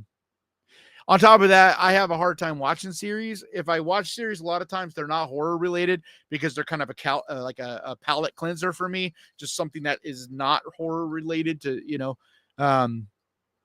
because it's not just about how much horror I watch, but just if you're talking about it and then you're editing and listening to yourself talk about it and you're constantly in this horror will, it's good to cleanse that sometimes and like think about and do other things so that it keeps you excited and passionate about what you're talking about. So yeah, I'm telling you, Wishmaster reboot would be so cool. Let's see, Ghost. Wolfmane says Ghost. I have yet to see it, but isn't Anora just a boy meets girl story? No, very much not. And that's what it feels like for probably the first half of it. And I was like, okay, this is good, but it just feels like I don't understand why this won the Academy Award. But then the second half of the movie, when things go sideways, it takes a twist and it becomes something very different, much darker, more upsetting. And, like I'm warning you, it's not horror. So like, I don't want anybody to go into Anora and think that it's like a horror or thriller, but there are some thrilling elements to it, but it's not that. It's a drama, but it is very funny. There is some really funny stuff in it, especially in the middle of the movie. CJ says, I am so late. It doesn't matter. I'm here for a while still, just hanging out with you guys. Let's see. Correct answer. African or European Monty Python. Oh, that's right, Vorpal. That's what that's from. I knew it sounded familiar. Let's see. Honestly, the Oscars should be every 3 years, not every year. The Oscars are pretty much overrated at this point. Ratings are so bad. Yeah, that's the thing. That's what's so frustrating, because the Oscars are all about like no regular people gives a fuck about them. But as far as in Hollywood and making movies, it's still extremely important. Like I've heard it's crazy. It's like 60% more money after you win an Oscar or something crazy like that. Like it is wild. Like it takes you to a whole nother level. See, comedy might be funny the first time. Romance is just crap. Thrillers are okay. But with horror, it makes you think from all angles. Yeah, that's why I love horror, because it has comedy in it. Like a good horror movie will have comedy, romance, thriller elements, drama elements, and still have horror. It's like this blend of genres. And like I'm telling you, the best movies are every year are in horror. See, Darkstar says, my wife wants you to review the new Jurassic Park flick. She's still laughing at your review on the previous one. Man, I hope that I'm not as angry at this new Jurassic Park. I hated that last one so much. Like, what a shitty way to bring back the original cast and like do nothing with them. It's so stupid. Like the giant bugs, like, God, that movie made me mad. Like, because I love Jurassic Park. It was like one of the first horror thriller type of movies I saw in theaters, was the original Jurassic Park. Like, I love that franchise. And what they've done with it is just dreadful. But the new one does give me hope. It looks darker. It looks like it's more angled back towards the roots, like that creepy, scary, thrillerish element that the, first couple had. So fingers crossed it's at least not a train wreck. But I will talk about it on the channel, good or bad, one way or the other. At some point I'll mention, I'm sure, once it comes out this summer. It's nice to see people with some balls and pushing the envelope in horror. Leone has a spot in today's horror. Definitely 100% agree. Illuminati stride or illuminated stride. Sorry, guys. I can't see great without glasses, especially I'm like a ways away from the monitor. See. Agreed, K. Art is art. 100%. See, Terrifier is awesome, viewed the right way. Exactly, Leslie. Me and Leslie went and saw, what was it, Terrifier 2, or did we see 3 together? Terrifier 2. We saw Terrifier 2 together. It was really fun when I was out in Florida. Terrifier movies feel like the experience of memory versus film itself. My son and I getting grossed out together is the main point to me. Yeah, I mean, there's so much that makes the Terrifier movies fun, and it's a lot of the stuff that I loved about The Monkey. And it's just me and DJ are completely polar opposites on our opinion of that type of movie. Like, that's what I was trying to explain to him last week when we were talking about The Monkey. It's just a preference thing. Like, I love that stupid, campy, gross kind of humor. Like, I think it's super fun. Horror Hall of Fame, 1990 to 1992 with Robert Englund. I wonder if that's available on YouTube or something. That's cool. That doesn't really sound like a awards, though. So I'm curious of this. Man, there should be a Horror Hall of Fame. Like, how is there not a Horror Hall of Fame? Like screw awards. There should be a Hall of Fame. I didn't even think about that. Someone that has money and stuff needs to start a Hall of Fame. The trailer was put on the Film Fest for submission to Best Horror Trailer. I missed something, Nebulous. I'm not sure which movie you're talking about. Was just referring to what DJ said about Never Hike Alone to Terrify. Oh, okay.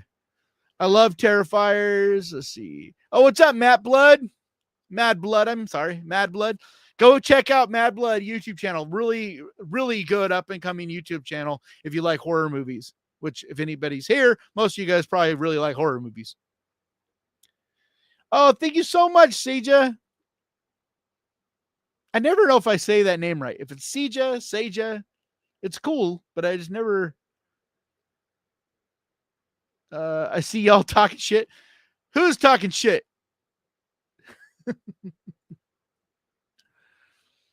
I don't know who was talking shit. I wasn't talking shit. I hated the coffee table because it was so fucked up and it was so unique.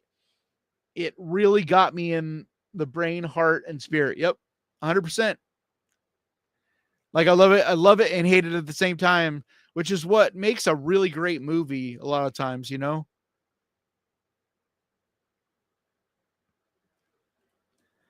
Mine too. This is my life now. I hope to see one day make Ghost Pirate proud. Nice, Nebulous Movies. Keep doing it, man. It's just a grind. Like, if you want to do like a channel or whatever, like what I'm doing or whatever it is, you just got to show up. Like, I remember people telling me that my whole life, and it never really always clicked, made total sense. But so much of anything you want to do, but especially with YouTube, is just keep showing up. Just keep making videos. Just keep putting them out. And, like, maybe you'll get lucky. Maybe you'll be one of those channels that pops off.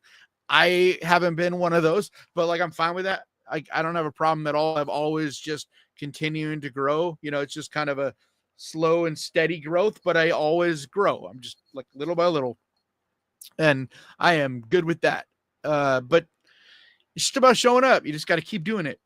And, like, trust me, there are days and weeks where it is not easy to just show up. But I'm telling you, that is so much of what it is. Just like someone told me when I was early on at doing this, is just the most important thing is keep making videos and always try to make every video a tiny bit better than the last. Even if it's just a tiny little tweak, like you figure out something with your audio and make that a little bit better, or you figure out something with how to get trailers or cut up the trailers or whatever. Any element of what you're doing, B-roll, taking your own photos, like whatever it is, there's always something you can make slightly better every video. And if you do that, you're going to get way better and people will notice. Anyway, that was a little bit of a tangent. Let's see. Question. What's your favorite horror decade? Man, that is so hard because every decade is kind of different.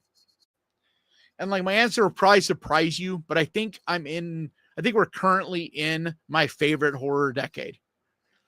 Because I feel like there's stuff from all the decades now. There's movies that remind me and have the things I loved about 80s horror movies that are made now. There's like Terrifier. There's movies that have stuff that reminds me of the 70s, you know, like what's a good example? Like Midsommar has like a real 1970s feel to it. You know, there's stuff that feels like the 90s. There's every decade, because there's so many indie movies made and independent artists are able to make movies now. It's a lot easier to get your movies made and put them out. So we see stuff that's reminiscent of all the decades. Now, my favorite movies, that would be different. Like if you look at my 10 favorite movies, most of them are from like the 80s, 70s, and 80s. But it's just as a whole, if you look at everything coming out, I think we're in the beginning of what is going to be the best decade of horror. But I also like to be optimistic and look at things through that lens too. So have you seen Wolfkin? It's on Shudder now. No, I have not. I need to get caught up on Shudder. I keep saying that, and I got to sit down and just like power through some movies, get caught up, because there's like at least 3 or 4 on Shudder right now that I've been wanting to see that are now on there. Have you watched the TV series Archive 81? Okay, you already asked that. I already answered that. See, what's your thoughts on God as a Bullet? I haven't seen that. That sounds familiar.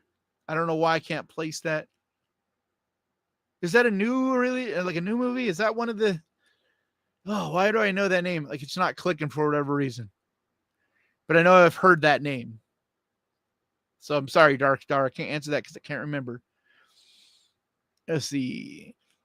Are you hip to the series From? I'm about to start season 3. Yeah, for the first season. I still haven't watched the second or the third. I love it. It's amazing. It's like one of the best horror series I've seen in forever. But like I said, it's hard for me to watch series. And if I do, a lot of times these days, it's a palate cleanser. It's like I watched the series, The Pit. That's the most recent series I watched, and it's fucking phenomenal series, but it's not horror at all. Man, I don't know about Clan on the Cornfield. Like, I was really looking forward to that, and I saw the trailer, and I'm just not so sure. I hope it's good, but it just feels like I don't know, man, like it's just a little bit under budget. You know, like if they had just a little more budget or something. But we'll see. I hope it's better than the trailer made it look, but just from the trailer, I'm just kind of like, I don't know. I'm not saying it's going to be horrible or anything. I just was hoping it would be a little bit more. I don't know. I don't know. It's hard to even say. I don't really like. I try not to judge movies on a trailer because sometimes it goes both directions.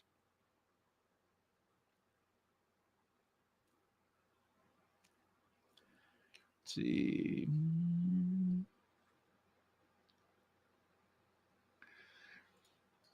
European 24 miles an hour. So that wasn't too far off. Yeah, I'm on Facebook, Ghost Pirate. There's a Facebook group actually, Ghost Pirate Entertainment. My name is also on Facebook, but I don't really go on Facebook much. I don't post much, and I'm just not a big Facebook fan. I am more on Twitter and Instagram, mostly Twitter. Like I post things there, daily. I share things there more often. What's up, Rodney? And Dominic, what's up? No, I am not excited for Megan at all. I think it's going to be I think they're going to just ruin what could have been something cool, because everything I've heard is like it's going to basically be Terminator 2. So now she's all of a sudden a good guy and she's taller, and like that I've heard they're basically going completely away from horror and leaning into the action kind of element of it, and that's just like very disappointing to me. Like, she's going to be the good guy fighting a bad robot, and it's just, I don't know, man. Like, I liked the first one, but even then I was like, I wish that they had a little more gore. I wish it had leaned like, I think an R-rated version of the first one would have been a better movie. But I thought it was okay. I never really got big into the hype. I did enjoy it, but I thought there's also a lot of better movies that didn't get the hype that it got. But question from Steven Snovelly. If you are okay with it, what happened to your eye? Basically, when I was a kid, I got an eye infection and it didn't get taken care of and stayed infected for a long time, a couple months probably. I almost lost the eye. Basically, it was like a staph infection in the eye, and it caused the muscle to get all stretched out, and so this eye looks way off over this direction. So because I don't use it, because I haven't since I was 6 years old been able to use both eyes to see anything. They both see completely different things. So I'm always closing this eye anyway. Over time, it just basically went blind. And like, I still have a little bit of sight in it, like especially if I put up my glasses, but it's so bad that it's virtually blind. And since I can't see everything at the same time, it'll just give me headaches and gets annoying. And so I started wearing a patch because it was something that the eye doctor recommended, like, because it helps me focus. Because it's like, you don't even think about it. There's like this involuntary thing where your eye will open and look at shit. Even if you're like just using this one, it'll still sometimes open or even just slightly open. Anyway, it helps with a lot of things. And then I just got more and more comfortable with wearing the patch, and it just kind of became a thing on the channel. So that's about the short and the long of it. It had a lot to do with basically my mom not really believing in medicine and taking me to the doctors. Had a lot of things happen to me because of that. But thank you, Dominic. He said, I love your videos. I think a lot like you when it comes to movies. That's awesome. Dominic has been a supporter for a long time. All right. See, a question from Lyle Nielsen. Have you watched The Editor? No, I haven't. I don't even think I've ever heard of that. Or is that a TV series? I am excited for Final Destination Bloodlines. Very excited for it. Because it just even from the little trailer thing, it looks like they're not trying to overthink themselves. They're just doing what we love about them and just great imaginative kills, Yeah, I think Welcome to Derry is going to be fantastic.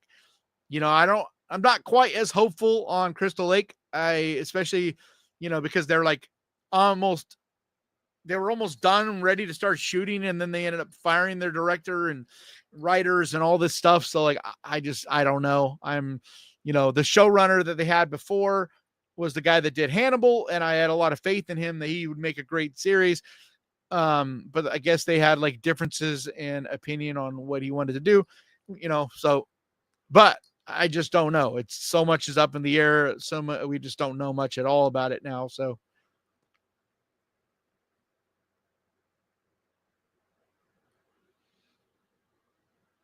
Nebulous movie, text me or email me. Yeah. Twitter me, something, a link to the trailer, and I'll try to watch it. I just generally don't watch, or like when people reach out with their indie movies and stuff or talk about them. Cause it's just like, I don't have like don't have enough to, like, my channel's not big enough. I don't have enough sway to be able to really do anything for indie projects. And so like, it makes me feel bad because I can't really do much for it. It's like, if I did a review, YouTube's not going to push that video and almost no one is going to see it. On top of that, I get contacted daily with emails and texts of people, or like not text, but like Instagram messages and stuff of people wanting me to review their movie or watch their movie and stuff. And it's like, it's just hard. I wish I could, but it's, you know. Thank you, Kanan. I have a book of 55 pages of horror movies I want to watch. Thanks to your channel. That's awesome, Diddy. Yeah, I don't even know how many pages because I just have a note thing, but I have to scroll and scroll and scroll every time I want to add a new movie. I guess I could add them to the top, but I don't. I just keep them in the same order every time I discover a movie I want to watch, like that one of you guys recommends or whatever. But it's hundreds of movies at this point. Question: how or what made you passionate about horror films? Art. To be honest, it's art. Like, I have enjoyed horror movies most of my life, like all of my adult, like late teenage years and adult life. And it was always like my favorite kind of movie to watch. So like whenever there was a new horror movie out, I'd go see it in theaters. I'd try to rent them, Blockbuster, Hollywood Video. Like, you know, I've always loved horror movies. Because like I said a little while ago, like, it's the one genre where you can blend everything. You take comedy and you can inject it. You can take thriller and inject it. You can take drama and inject it. Artsy stuff, you can inject it. You know, you can put all these flavors into one genre. And it's the only genre that really blends all of the different things to make one creative project. But then I did art for many years, and it made me have like a whole new appreciation for film, and especially horror movies, because there is no genre that is more visually stimulating than horror. Like the practical effects, the special effects, the lighting, the different, I mean, you have movies like damn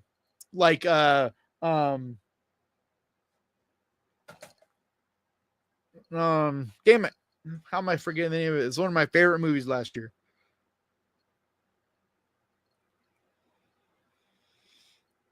I hate when I get a brain fart and forget the name of something.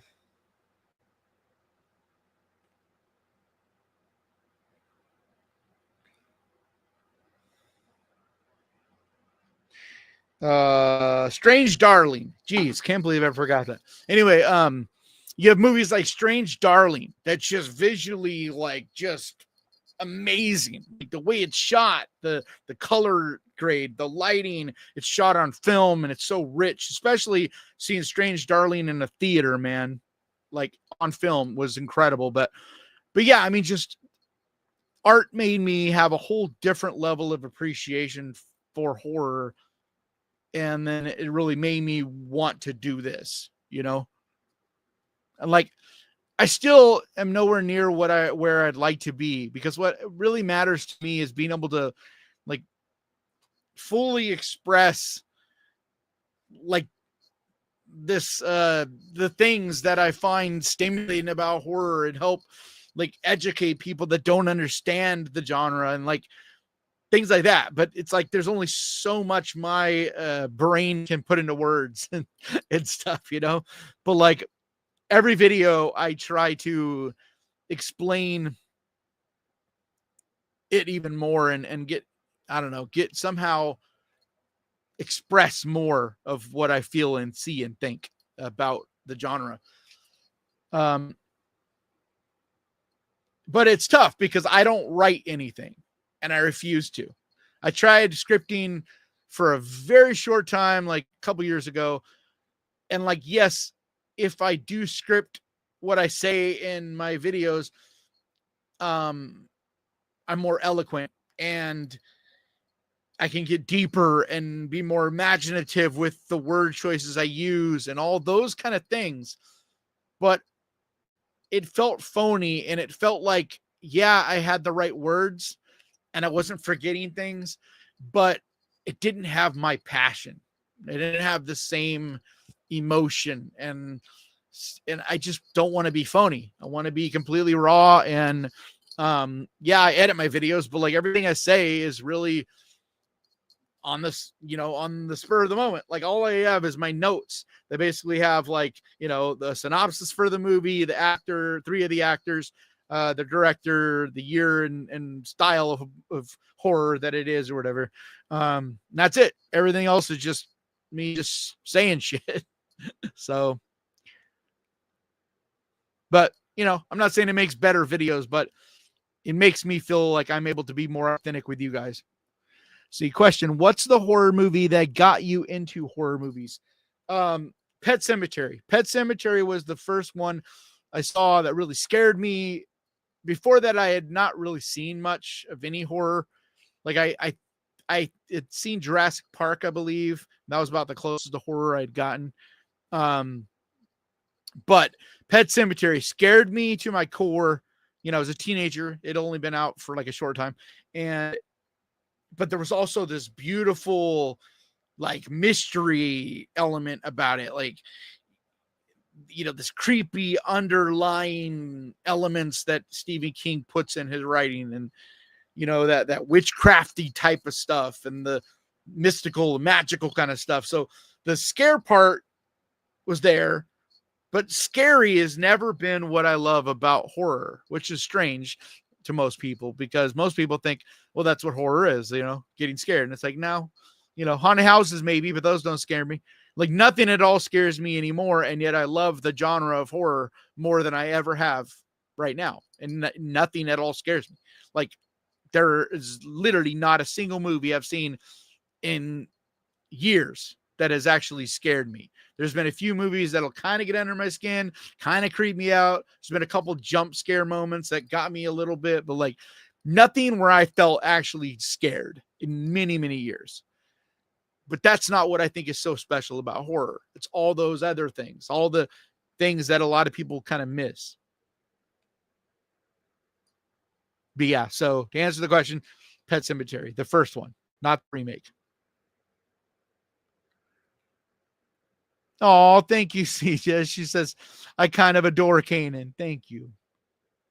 Love the patch, says Betty. Thank you.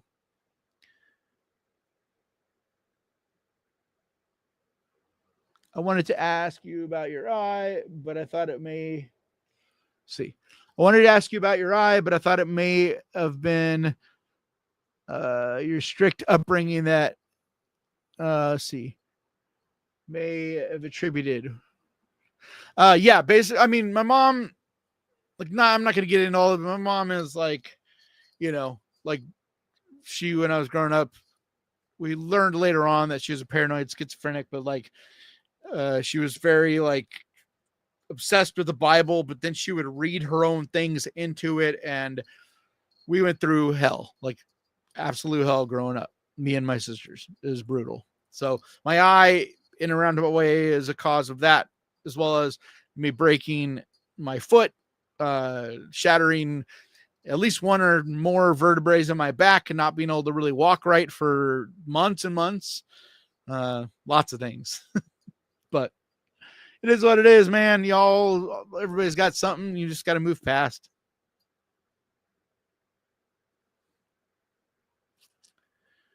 Thank you, Diddy. Diddy says, I love your channel, Kay. I love your enthusiasm you put in your vids. Highly, highly, highly recommend it. Thank you. Thank you very much. Yeah, Strange Darling was awesome. I agree, Diddy.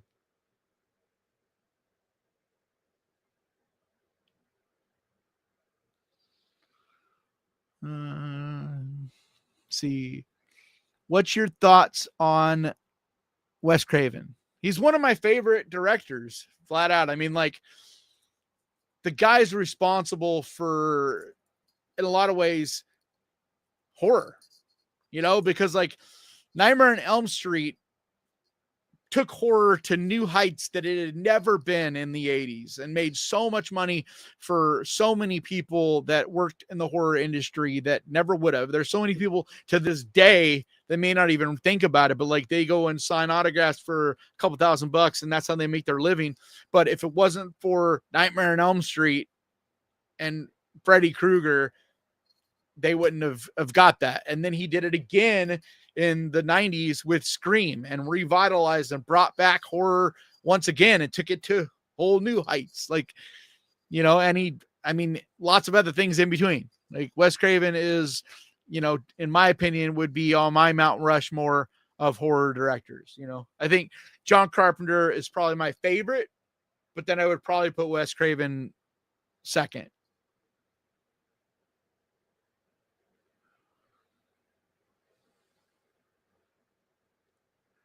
You're completely different. What was all of your first horror? I don't follow. What do you mean I'm completely different? See, do you like any of the new Pet Sematary films Paramount has released? I actually do. You know, the remake has its issues, but I still enjoyed it. It's funny. I didn't like it at all and really hated on it when I first saw it. But then I rewatched it like a couple years later, like maybe 2 years later. And I enjoyed it. Like, it's got a lot of cool elements about it. I like the look of it. I like a lot of the different things they did. Like, but, you know, it's not perfect, but neither was the first. But of course, I'm going to love that original because I grew up with it. But like, it's funny. A lot of people, we kind of like, we forget how much nostalgia plays into things. And you can kind of make something even better in your head. But it's like, if you rewatch that first Pet Sematary, it's a great movie, great characters. It's awesome, but it's got its problems, man. Like it is, you know, like it's not a perfect movie, but I still love it. It's kind of like the original It, but then the It remake, you know, I try to separate as best I can and don't fault one because I have love and nostalgia for the other. And like, look at something as much as possible at its own thing, especially if it tries to do something different.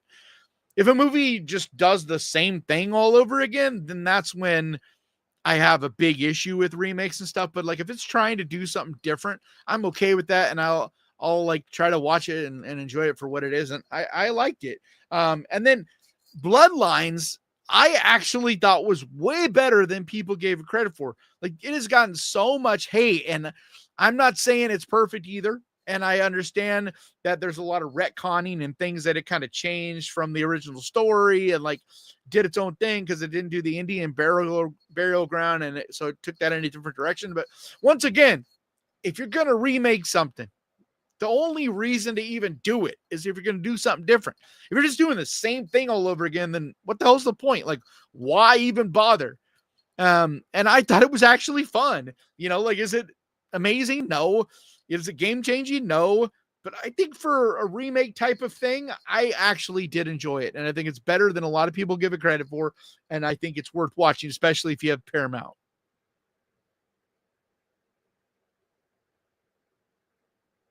Diddy says Canon's cool. Thank you, bro. Okay.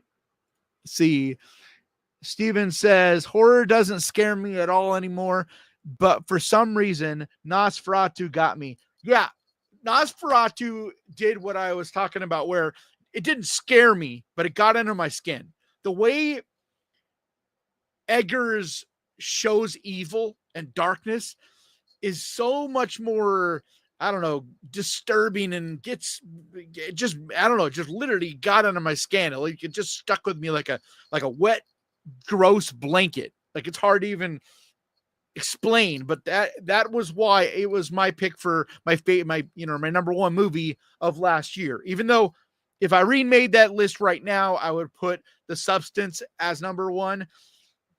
But I had just seen Nosferatu, and so at the time I just slightly put it above The Substance. But now that I've had time to settle with them and rewatch both of them a couple times, I would put The Substance just slightly above.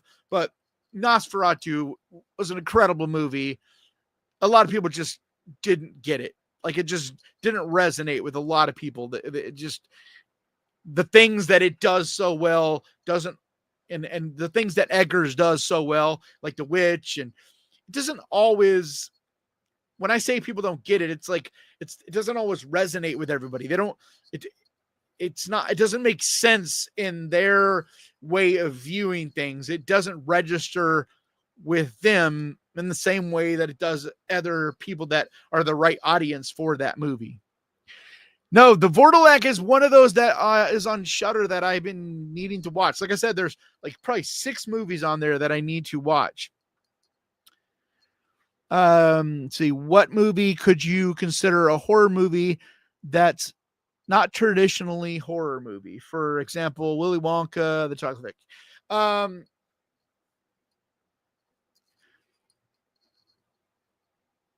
I don't know. Like as a kid, Chitty Chitty Bang Bang, there were things in that just horrified me. And like, they might as well have been a horror movie, like The Kid Catcher and stuff. Like, but I also like, as far as but like, I try not to be the gatekeeper. Like, that's just not what I try to do. So like, I'm very inclusive. Like, if anybody thinks something's horror, that's fine with me. Like, bring it on into the party. We're all under this huge tent of what horror is. You know, like I remember getting into it with people because this one lady said that she thought Black Swan was horror, and they were tearing her apart. It's a lot of reason why I don't hang out in the Facebook horror groups anymore, because like there's just a lot of trolls and people that are just mean and want to just fight. They don't want to share the love for horror. They just want to tear people down. So I don't hang out there anymore. But I'm like, I don't personally, when I watched Black Swan, I didn't really think of it as a horror movie, more like a dark, morose drama. You know, but it's artsy and there definitely is horror elements in it, definitely. But I am in no way going to tell someone it's not a horror movie. Like, if that feels like a horror movie for them, you know, and it's no matter what, I think it's close enough. So it's like splitting hairs. I just hate that. I'd rather be inclusive than dismissive, but that's just me.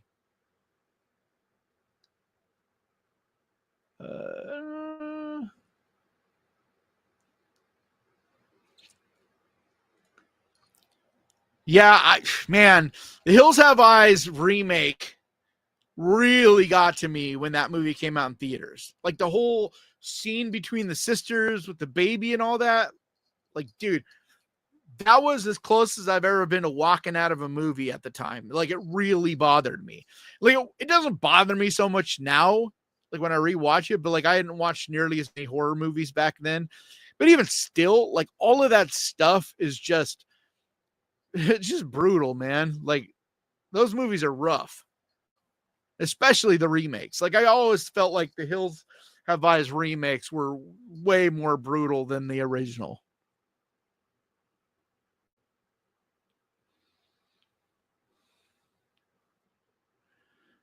Let's see, trying to follow, see if you got any questions in there for me. I got to go soon. I need to eat something.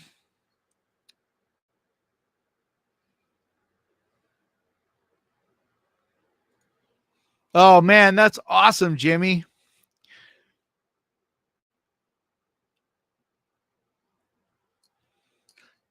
Yeah, it's hard for me to review any movie, but like if you guys make a good movie and it comes across my radar, I will definitely watch it and talk about it and all that. Like, but it's like when people reach out to me with their movies, I just have to kind of be like, nope, I can't, no matter how good it is or whatever, because it's just, I get so many of them and like, it just wouldn't be fair.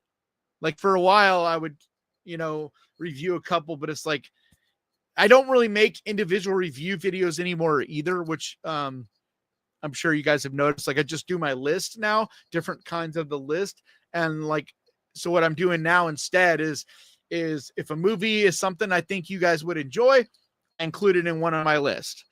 You know, like if I see it in theaters, or if I watch it on VOD or wherever I watch it, I'll like include it in a video and talk about it. But like doing a video just for one movie, I just can't do it anymore because it takes like pretty much a whole day's worth of work at least. And YouTube just doesn't share those videos. So they get like, a third or a quarter of the amount of views, which means, I'm making like between $5 and like $20 from the video. And like, I just can't survive on that. Like a lot of people think that we're over here getting rich on YouTube. And it's like, yeah, Logan Paul is, Mr. Beast is, but not Kanan. I hate talking to myself in the first person, but yeah, like you barely survive when you're like, most people wouldn't survive on what I'm making. I just am fortunate that I have a super supportive sister that lets me live in her apartment and drive her car. But my goal is to save up money and within the next year be able to get my own car again, like get on my feet again. Because in 2020, I was completely, homeless, carless, jobless, medical problems, couldn't get out of bed, couldn't stop throwing up, like almost died. Had my big toe amputated, like not a fun year. And little by little, I worked my health back and started making these videos. And, now I'm at least able to support myself, like for the most part, with a little help from my sister and some friends.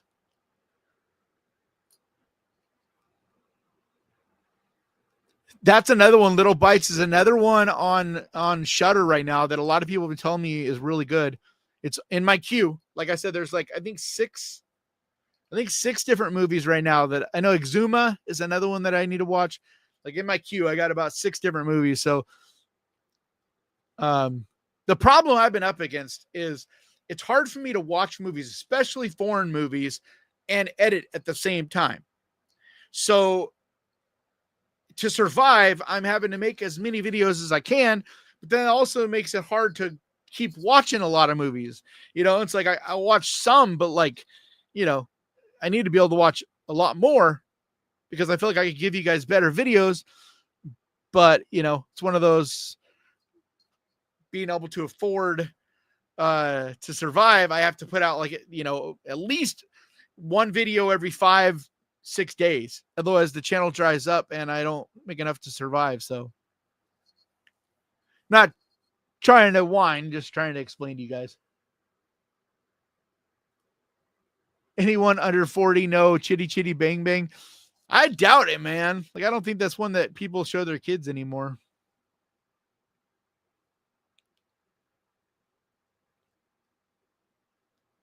See, for the record, I was introduced to horror movies by my mom at the age of 4 or 5. Nice. This is what Wolfbane says. I would often be her company. We'd watch the original Svengoolie. Man, I love Svengoolie. Even the new one now. Like I used to watch him every single Saturday night with a slice of chocolate cake. But I don't have TV anymore and it's hard to watch his stuff. For a while, I had someone sharing the episodes with me on like Dropbox or something like that. But I forget a lot. Maybe I lost connection to that or something. I don't know. But like I haven't watched him in a long time.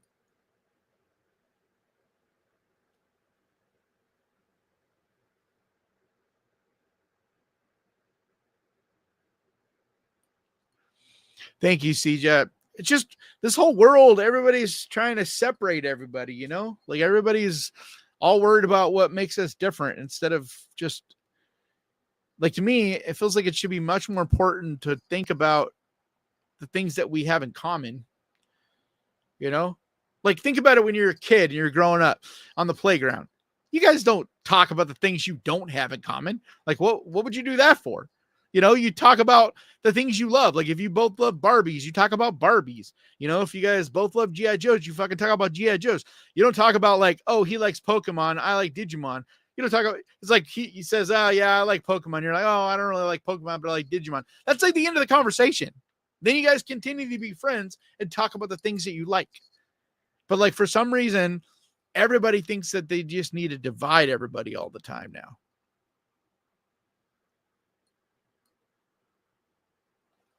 And it's funny because even at work, at our jobs, and in our circles, we don't talk about the things that we don't have in common.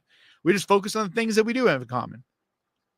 But online, everybody's all, you know, you like him, I don't like him. Like, that's all, you know, you're an idiot. Like me and TJ, we'll get in some big old arguments on here. But what you guys don't see is whenever we end the stream, we talk for another 10 minutes, 20 minutes, an hour about whatever. Like, you know, we're friends.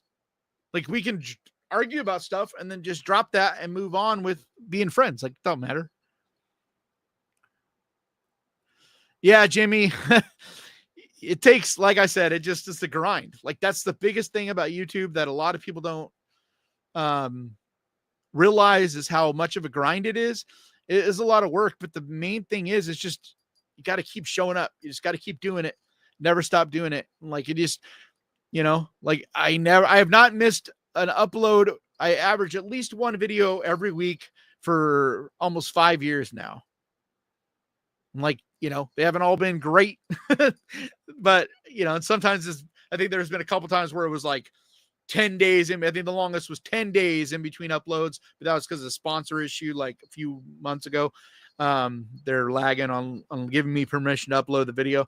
But still, my average is always, I make at least one video every single week. It's about every 5 days I make and complete a video, and then, you know, try to get another one started immediately. So, right now I'm finishing up on this Friday's video. I'm going to try to get it up for you guys tomorrow, maybe, but it probably won't be up till Friday.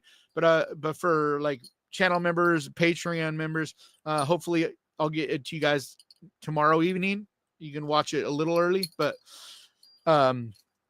we'll see. Depends on how much I can get done tonight and tomorrow, but it's, my 10 favorite ocean-based horror movies. So with seeing that movie Last Breath the other day, it made me think about ocean-based horror movies. And so I was like, we're almost in springtime and summer's right around the corner. So I just thought it'd be fun. Oh, thank you so much, Jimmy. Jimmy, thank you for the $10 donation, man. I really appreciate that a lot. Like, every penny you guys donate, it actually goes to me and it actually makes a difference. Like, that's what I was saying. Like, if you're Mr. Beast or whoever, like, they don't even notice that shit. But like me, that's dinner one night.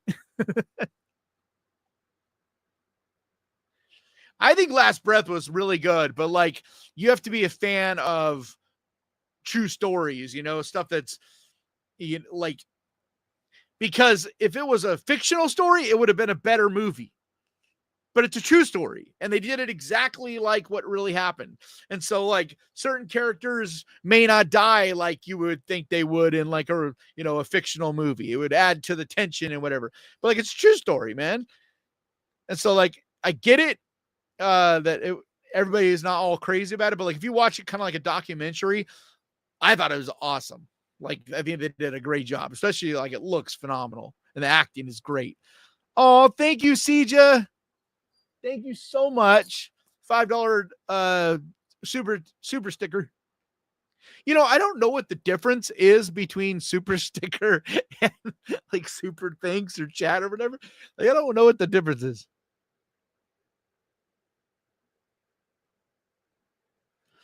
Yeah, I was an artist for over 10 years. And like, I want to start making art again. Like, now that I can actually close this hand again, it's still pretty messed up, but I've had like a couple surgeries, I think 3 surgeries on it now. Because for the longest time I couldn't close it. It was like this, but now I can. It's, you know, I can't make a hard fist. It's not like I could punch with it or anything or really hold on to much, but it's enough that I can get that. And so I'm gonna try to start painting again, hopefully pretty soon. But I need to be able to afford to get my own studio because I don't, you know, really have a place to paint at the moment.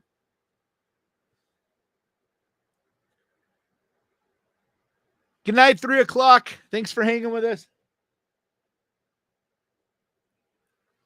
Well, it means a lot to me, CJ. Seriously, like, I see you, man. I see your support, and it means a lot to me. It's Thursday, did he? We still got a few hours left here. See, it's 6:00 p.m. where I'm at, so it's basically dinner time. So I got to figure out what I'm going to eat for dinner now. I got to get out of the house because I've been in the house all day. So, because like my normal days, basically I wake up, I play some kind of stupid car racing video game on my phone for like a couple hours. And then at around 10, 11 o'clock, I start editing or working on a video in one way or another, sometimes watching movies, or sometimes just writing notes. Either way, like I do that and until around like 3 or 4. And then I usually get out of the house for a little while, go eat something. A lot of times I go to the drive-ins. Like last night, I watched Anora, but I was also like editing. So it's a good place to be able to kind of watch movies. Like with Anora, I ended up doing a lot less editing, whereas a lot of times it'll be a movie I don't really care that much about, or I've already seen it. It's just a way to get out of the house and I can kind of go for a walk and stuff and do my editing. But with Anora, I started out kind of editing and sort of watching at the same time. And then I ended up getting into it and I was like, oh man, this is actually a really fucking good movie. So I need to still see the other big winner at the Oscars. I forget the name of it, but the one that the guy won Best Actor. Why am I spacing on the name of that movie? But and you still need to see that one, but it's like 2.5, 3 hours long. Or no, it's like 3.5 hours long.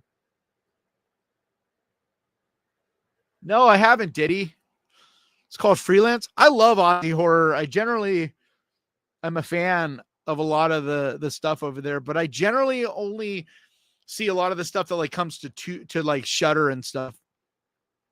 But I'll keep an eye out for that one. Let's see. Question from Steve. What is your criteria for whether a movie is good or not to me? There's so many things. Because like on my list of movies, some people don't get it and they'll get mad at me and think that my titles are lying in the videos or whatever. If it's like, I highly recommend, cause like this last one, I put Front Room on it and people are like, Front Room is not a good movie. How are you going to highly recommend Front Room? And I'm like, listen to what I said. I didn't highly recommend. Yeah. The Brutalist. Thank you, John. The Brutalist. I need to see that still. But anyway, I didn't recommend The Front Room because I think it's a good movie. I even said that, but I recommended it because I still think you could have fun with it in like a movie that's so bad it's good kind of way. Like especially the mother-in-law, I forget the name of the actress, but she is amazing in it. And if you go into it expecting to not watch a great movie, because if you went into it like I did when I first saw it, you know, you might be disappointed and be like, yeah, this isn't that great of a movie. But like if you go into it knowing that it's not that great of a movie, it is so fun. Like this woman is insane. And the shit she does, like it's wild. It's a wild fucking movie. And so there's so many different criteria for what I consider worth recommending or what I consider a good movie. Because I think art in general is so subjective. So it's like there's a lot. That's why like when I put a list together, if I say it's my favorite, that's very different than if I put a list together that is like what I think are the 10 best. It's a very different criteria because like I have yet to put out a video that's my 10. That's what I think are the 10 best horror movies ever. But I put out one recently that was my 10 favorite. And only a couple of those would have been on what I consider the 10 best ever. It's because to me, it's just different criteria. Because like I can objectively step back and look and say, these are quality things. These are things like for instance, The Coffee Table. It's not a fun movie. I didn't have fun with that movie. It's not good in the sense of like being entertained and having fun, but it's a damn good film in the way that art is good. It makes you feel, it makes you emotional. It brings a lot of things out of you. And if a movie gets under your skin and makes you feel all these different ways, like that's a massive win. And that is, at the end of the day, it's what I used to always say about my art. I don't care if you like my art. I don't care if you hate my art. I care if you feel something. As long as I moved you in some way, then I feel like this is a successful piece of art. Because that's what I think art is about. You know, is making people feel alive, making you feel different emotions or thoughts. You know, if it gets in your brain and you're thinking about something I did after you walk away, that's successful. And sometimes art is made to just entertain you, make you laugh. You know, like a movie like The Monkey. It's not meant to be overthought. It's not, you know, some deep whatever. It's, you know, whereas like Longlegs, his last movie was pretty deep. There's tons of layers to Longlegs. Like you can watch that movie. Like I think I watched it like 5 or 6 times, and every time I was kind of discovering these different things about it and made me think about things in a different way. Whereas The Monkey, it's just a fun ride. It's stupid. It's campy. It's, you know, goofy at times. It's silly. Like it's like Novocaine. That's the thing about Novocaine. If you just go into Novocaine when it comes out next week to be entertained, I think you'll have fun with it. But if you go in and try to think about it, man, nobody acts that way. Like every single person in the movie makes decisions that humans don't make. That no human would make those decisions. And like the cops are not that way. The way they investigate crimes is not that way. Nothing in that movie could really happen. It's like watching a Tom and Jerry cartoon. But if you recognize that and you go into it expecting that and suspend disbelief, I think it's a super fun movie, but not everybody's able to do that. Like me and DJ get into all the time about that kind of thing because he doesn't look at movies that way. Oh my God. Thank you so much, Dark Star. What was that? $14.99. I think it's Australian or I don't know, but thank you. Super. Thank you very much.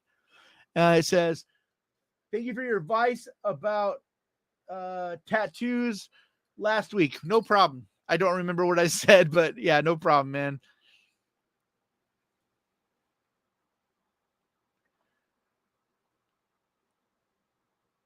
Let's see, Wolfbane, what are you going to do? Or let's see, when are you going to do a highly, highly, highly recommended list? I kind of already did. It's just not called that because the only movies that are like highly, highly, highly recommended to me is that's like the top I go as far as emotions. And I did a list of the 10 best movie from the 10 best movies from the last 10 years. And basically that's what that is. Every one of those was basically on that list is what were my number one pick for each year. And every year gets like 1, maybe 2. So like this past year, The Substance was definitely a highly, highly, highly recommended. Nosferatu, I don't know if I would, if I did it again, I think it would be just highly, highly. But basically every year, like a no-brainer year was last year, not last year, but the year before. And that was When Evil Lurks was definitely a highly, highly, highly recommended movie. And it was my number one, no question, you know? So, that's kind of how it works because it's a spontaneous thing that I don't generally think about, but it's just kind of what happens. And that's how that whole ranking system kind of thing began was it's just how I feel when I say it. And then it just kind of stuck. But it wasn't me intentionally going, this is this, but it just, now it kind of is. If that makes sense. Let's see. You guys still here? Or did my thing freeze? I had to ask because I usually check critic scores after videos on Ghost Pirate. Yeah, like I don't pay attention to critic scores at all. Like as far as the way I see a movie. Because I just look at them differently than a lot of critics do. Like for one, I want to like a movie. Like I don't go into seeing a movie trying to pick it apart, trying to find flaws with it, trying to figure out what is wrong with a movie. I just go into it, let it be what it is, and like let myself feel what I feel, and I see the qualities and the good, and the biggest thing for me is a successful piece of art is one that the filmmaker does what they're what they are setting out to do. And like, if you accomplish that, then it's a good piece of art. It doesn't mean it's for everyone, because you could have, a certain set of people that are going to enjoy it, and then they're going to have others that don't. Like the monkey was very clearly, a certain set of people that are going to get a kick out of it and enjoy it, but everybody else is going to fucking hate it. Like, it was very, very, like, delineation was very clear on that movie. And so I don't pick it apart. Like, when I was talking to my sister after she saw it, she was talking about the things that didn't work for her. Like, she still really enjoyed the movie, but there were things that didn't work for her. And I honestly didn't really even think about those things, because I was just enjoying so much what Osgood Perkins like was doing with it. Like, what he was, like, I got what he was putting down, and like, I think it's a successful movie because he did exactly what he was trying to do. And everything isn't made for everybody, but a lot of that comes to, like, over time and experience and watching movies and all these things. It's like you learn stuff and you experience stuff. And like, it's like with food, right? You start out as a kid and you only like peanut butter and jelly sandwiches. But as you become an adult, if you are not afraid to try things, the more different foods you sample and try, and people explain to you what's good and bad about it, and the more you understand it. And like, like, if I was a little kid and someone handed me Indian food, I would have been like, I'm not eating that. I love Indian food. Like, Mexican food might be my favorite, but Indian would be a close second. Like, I don't know. I just love food. I'm honestly as passionate about food pretty much as I am about horror. But, I love trying new foods, and I try foods all the time that I don't like. But then there's a lot of those that over time I learned to appreciate them. And then eventually I learned to like them. And then eventually I end up loving that food. Like, I remember when I first tried, Greek food with, what am I forgetting? It's their garbanzo bean, dip, hummus. I remember when I first tried hummus, I was like, this is fucking disgusting. I was like late teen years, early 20s. I love hummus now. Like, I absolutely love hummus. But it took years of trying different hummuses, eventually learning to appreciate it, like I said, and then eventually learning to like it. And now I just love hummus. So it's how it is with movies too, and art in general. A lot of it is like a learned thing. So anyway, I think I'm going to wrap this up because it seems like everybody's gone, or at least not commenting. It looks like Jimmy and Diddy are here, but everybody else, yeah, I don't know. Oh, there's CJ. See, I'm passionate about food as I am horror. That is me too. Yeah, it's like so hard for me to even say what my favorite food is because I just love so many different types of food. Nice. Kaleidoscope's still here too. I don't know why, but like, I wasn't getting any comments for a while. But it's like a separate interface. Hey, Ralph. Yeah, I killed the comments somehow. I don't know how I did it, but I killed him. Well, according to this, 57 people are watching, but it depends on where you're at. If you're watching it on Ghost Pirate or if you're watching it on the Death Rattle site. Thank you, Sija, again with another 5. You rock. You're awesome. I'm trying to get my mom into horror, but it's not working. You just have to find the right entry point for her. Like, find a horror movie that is similar to the things she likes. And that's how you get people into horror. Like I said, with anything in the world, you got to get them to first understand it. Like, as soon as they are able to appreciate it, even if they don't like it, but they appreciate it, you get them to appreciate it, that eventually they'll learn to like it, that eventually they'll love it. It's just steps. I think so often though, people just don't understand it. It's like metal music.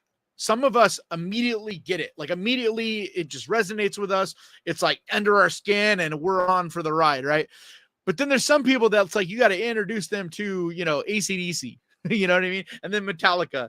And then little by little, you work them in. You don't start them out on, Cannibal Corpse, or you don't start them out on, I don't know, like brain farting on metal, even though it's like one of my favorite genres. But, like that's why some bands, like a band like Ghost or Disturbed, those bands help the rest of the metal genre because they get people, they like get them started on it. Like me, I started out with White Zombie and Metallica, Justice for All. Those were like the two, like La Sisteristo and Justice for All were the two albums I first heard that got me started on hard rock and metal, and now I listened to all kinds of stuff.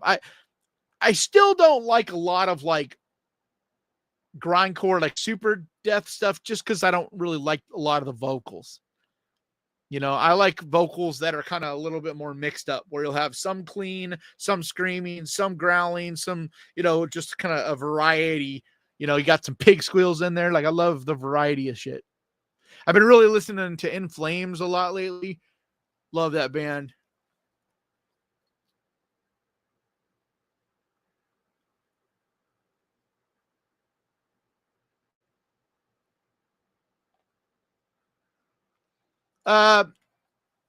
Probably still the first Hellraiser, maybe Hellraiser 2. I need to rewatch the Hellraisers. I rewatched the original in theaters a couple weeks ago, but like I need to rewatch a lot of the other ones because I don't remember a lot of them. Like I was talking to, I think, Leslie about, because this Hellraiser is like her favorite genre or favorite horror movies, and like I don't even remember a lot of them. I was just like, fuck, man, I don't remember a lot of them.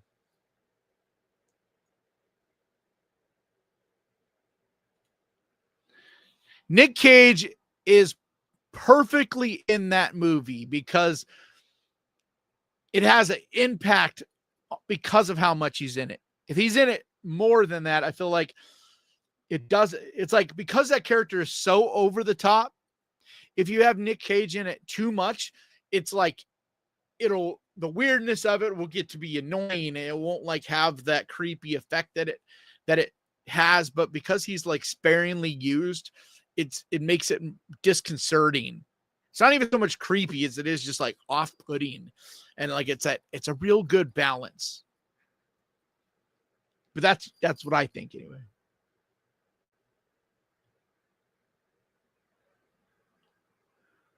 Let's see, question from Lyle. Which was better, Malum or Last Shift? They're just different. It's so hard to like say which is better, because Malum was like a much more polished, much bigger budget, but the thing is, they're both made by the same filmmaker. And so like, that's why it's hard for me to really say which one's better than the other, because they're both from the same artist's vision. And the reason he remade Last Shift is because there was things he wanted to do that he didn't have the resources to do back when he made Last Shift. And so when he gets the opportunity, a bunch more money to make Malum and, and remake his movie, he jumped at it. And it's like, there are definitely things I like more about Last Shift. I love the grittiness of it, that griminess, that low budget quality is a lot of what makes that movie so creepy and off-putting. But I also get what he was going for with Malum. Like, it's not as, like for me anyway, it wasn't as creepy, but I love the visuals. I love the costume designs. I love the things that he did do in Malum. So I really like both, but just for different reasons. It's great chatting with you too, Diddy. Let's see here.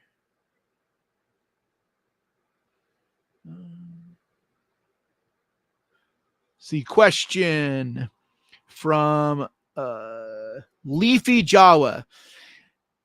When did you get into metal music? When I was about 7. Yeah, when I was 17. I had a friend that I met through a coworker that let me borrow La Sisteristo and Injustice for All. And it was so funny because I listened to him and I'm like, I don't really like this. It's so different than anything I'd ever heard before, which I would have to talk to you for a long time to explain to you my upbringing and why I hadn't heard anything even close to similar to that. But it was like nothing I had ever heard. Like prior to that, I swear to you, the only thing I had ever heard was some old rock, some country music, and mostly religious music.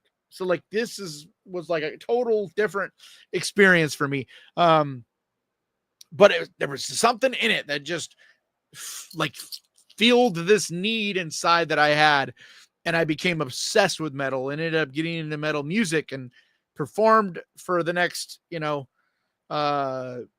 15 years. Yeah, about 15 or over 15 years as a singer in multiple metal bands, and toured all over the place, and never got famous, never was able to do it as a living, but we were close a number of times in different bands. But did record some music and did experience a lot of really cool shit. Let's see.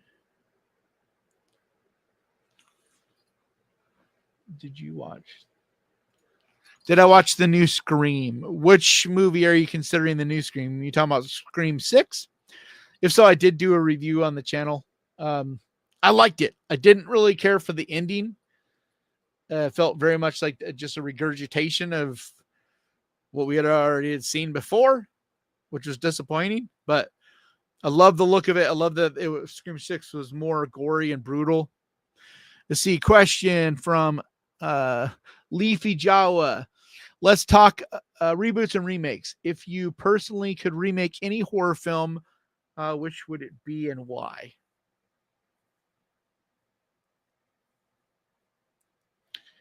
A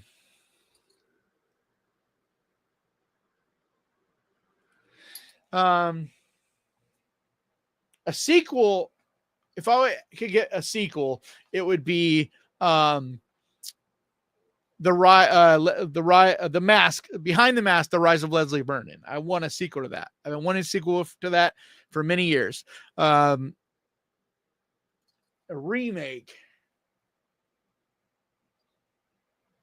I would have said Salem's Lot, but they just did it. And it just sucks because if, you know what? The Fog. But with someone like Mike Flanagan behind it so that it's quality written, like with a decent enough budget that you can get a good cast. Like the Fog remake they made was one of the worst, might be the worst remakes ever made. It was just god awful. And it's a real shame because there's this creepiness to the Fog. And I love that movie. And you could do a really amazing, but it would need to be like a Flanagan style, like his series, have that like aesthetic, like the visuals are a big part of what makes the Fog cool. Way worse than a Mormon upbringing, Diddy. More like a cult. You got to think of it like cults, like much more abusive and, strange. And yeah. I don't know if I want to see a Lord of Illusions remake. I love Lord of Illusions. It might be my favorite. Yeah, I think it probably is my favorite of damn it. Oh, Clive Barker. It might be my favorite Clive Barker movie, but I don't know if I want to see a remake of that because there's something about it that's just so rad, so creepy, so cool. Even the dated special effects make it really cool. And I don't think that we would see it. I guess it would just have to be like, what are you going to do with it that's going to be different? Because if you're just going to remake the same thing, I don't think you're going to make it better. So there's no reason to do it. So like it would have to be, how are you going to be remaking it? Like, what is your goal? Are you have a new idea, like a new twist? I think a movie like that would almost be better to make like a modern sequel. Oh yeah. I think Creepshow series was fun on Shudder though. If you haven't seen that, I recommend that. But yeah, it would be very cool to see another Creepshow movie.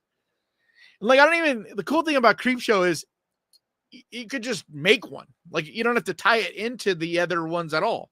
You just make one. It's it's just an anthology thing. It doesn't need to attach to anything, but it's such a great setup for an anthology. So, all right, guys, I am actually going to go. I need to get some food.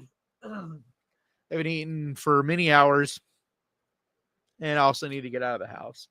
So, but it was really fun chatting with you guys and doing a one-on-one hanging out with you guys. So I'll try to do another one before too long. And that's why when DJ was like, I'm going to leave early, I'm just like, I'm just going to hang with you guys because it's been a long time since I did a live stream. So I need to do this more often. No, I don't ever want a Phantasm remake. Like, basically, a lot of the cast now is either dying or died. And, like, you're not going to have anybody really from the original involved. And there's a vision with Phantasm that was strictly in the 1970s. There's no way you can recapture that. And that's what makes that movie is the artistry, the sound design, the look of it. It isn't the story that makes Phantasm special. To me, if you're going to remake a movie, the story is what and that's why I was saying The Fog, because The Fog could be remade now. You take that story, the same mythos, and you just expand on that and make a new movie, but using that same story of the wronged, people with leprosy. Like, you could use that same creepy ghostness and just make a modern version with some new twist and maybe dig a little deeper into the story. Maybe show that what actually happened instead of having the old man around the fire telling you what happened. You could actually show the betrayal of the ship and all them dying and get all gory as they mangle on the rocks and stuff, like you could make such a cool The Fog remake. Cause like I said, it's the story, but like Phantasm, it's not the story. The story's fun, but it's the visuals, it's the cast, it's the sound design. Everything about that is what makes Phantasm special. So, all right, I'm going to quit yabbering now. Thank you so much, guys. Take care of yourselves. Yeah, and I will have a video up Friday for sure. If you're a channel member or a patron on the Ghost Pirate Entertainment channel, I'm going to try to have it up tomorrow evening, so Thursday evening, so a few hours before everybody else. But no matter what, it'll be up Friday for everyone for sure, like Friday morning. So, but thanks for hanging out with me, guys. Have a good evening, and I will see you guys later.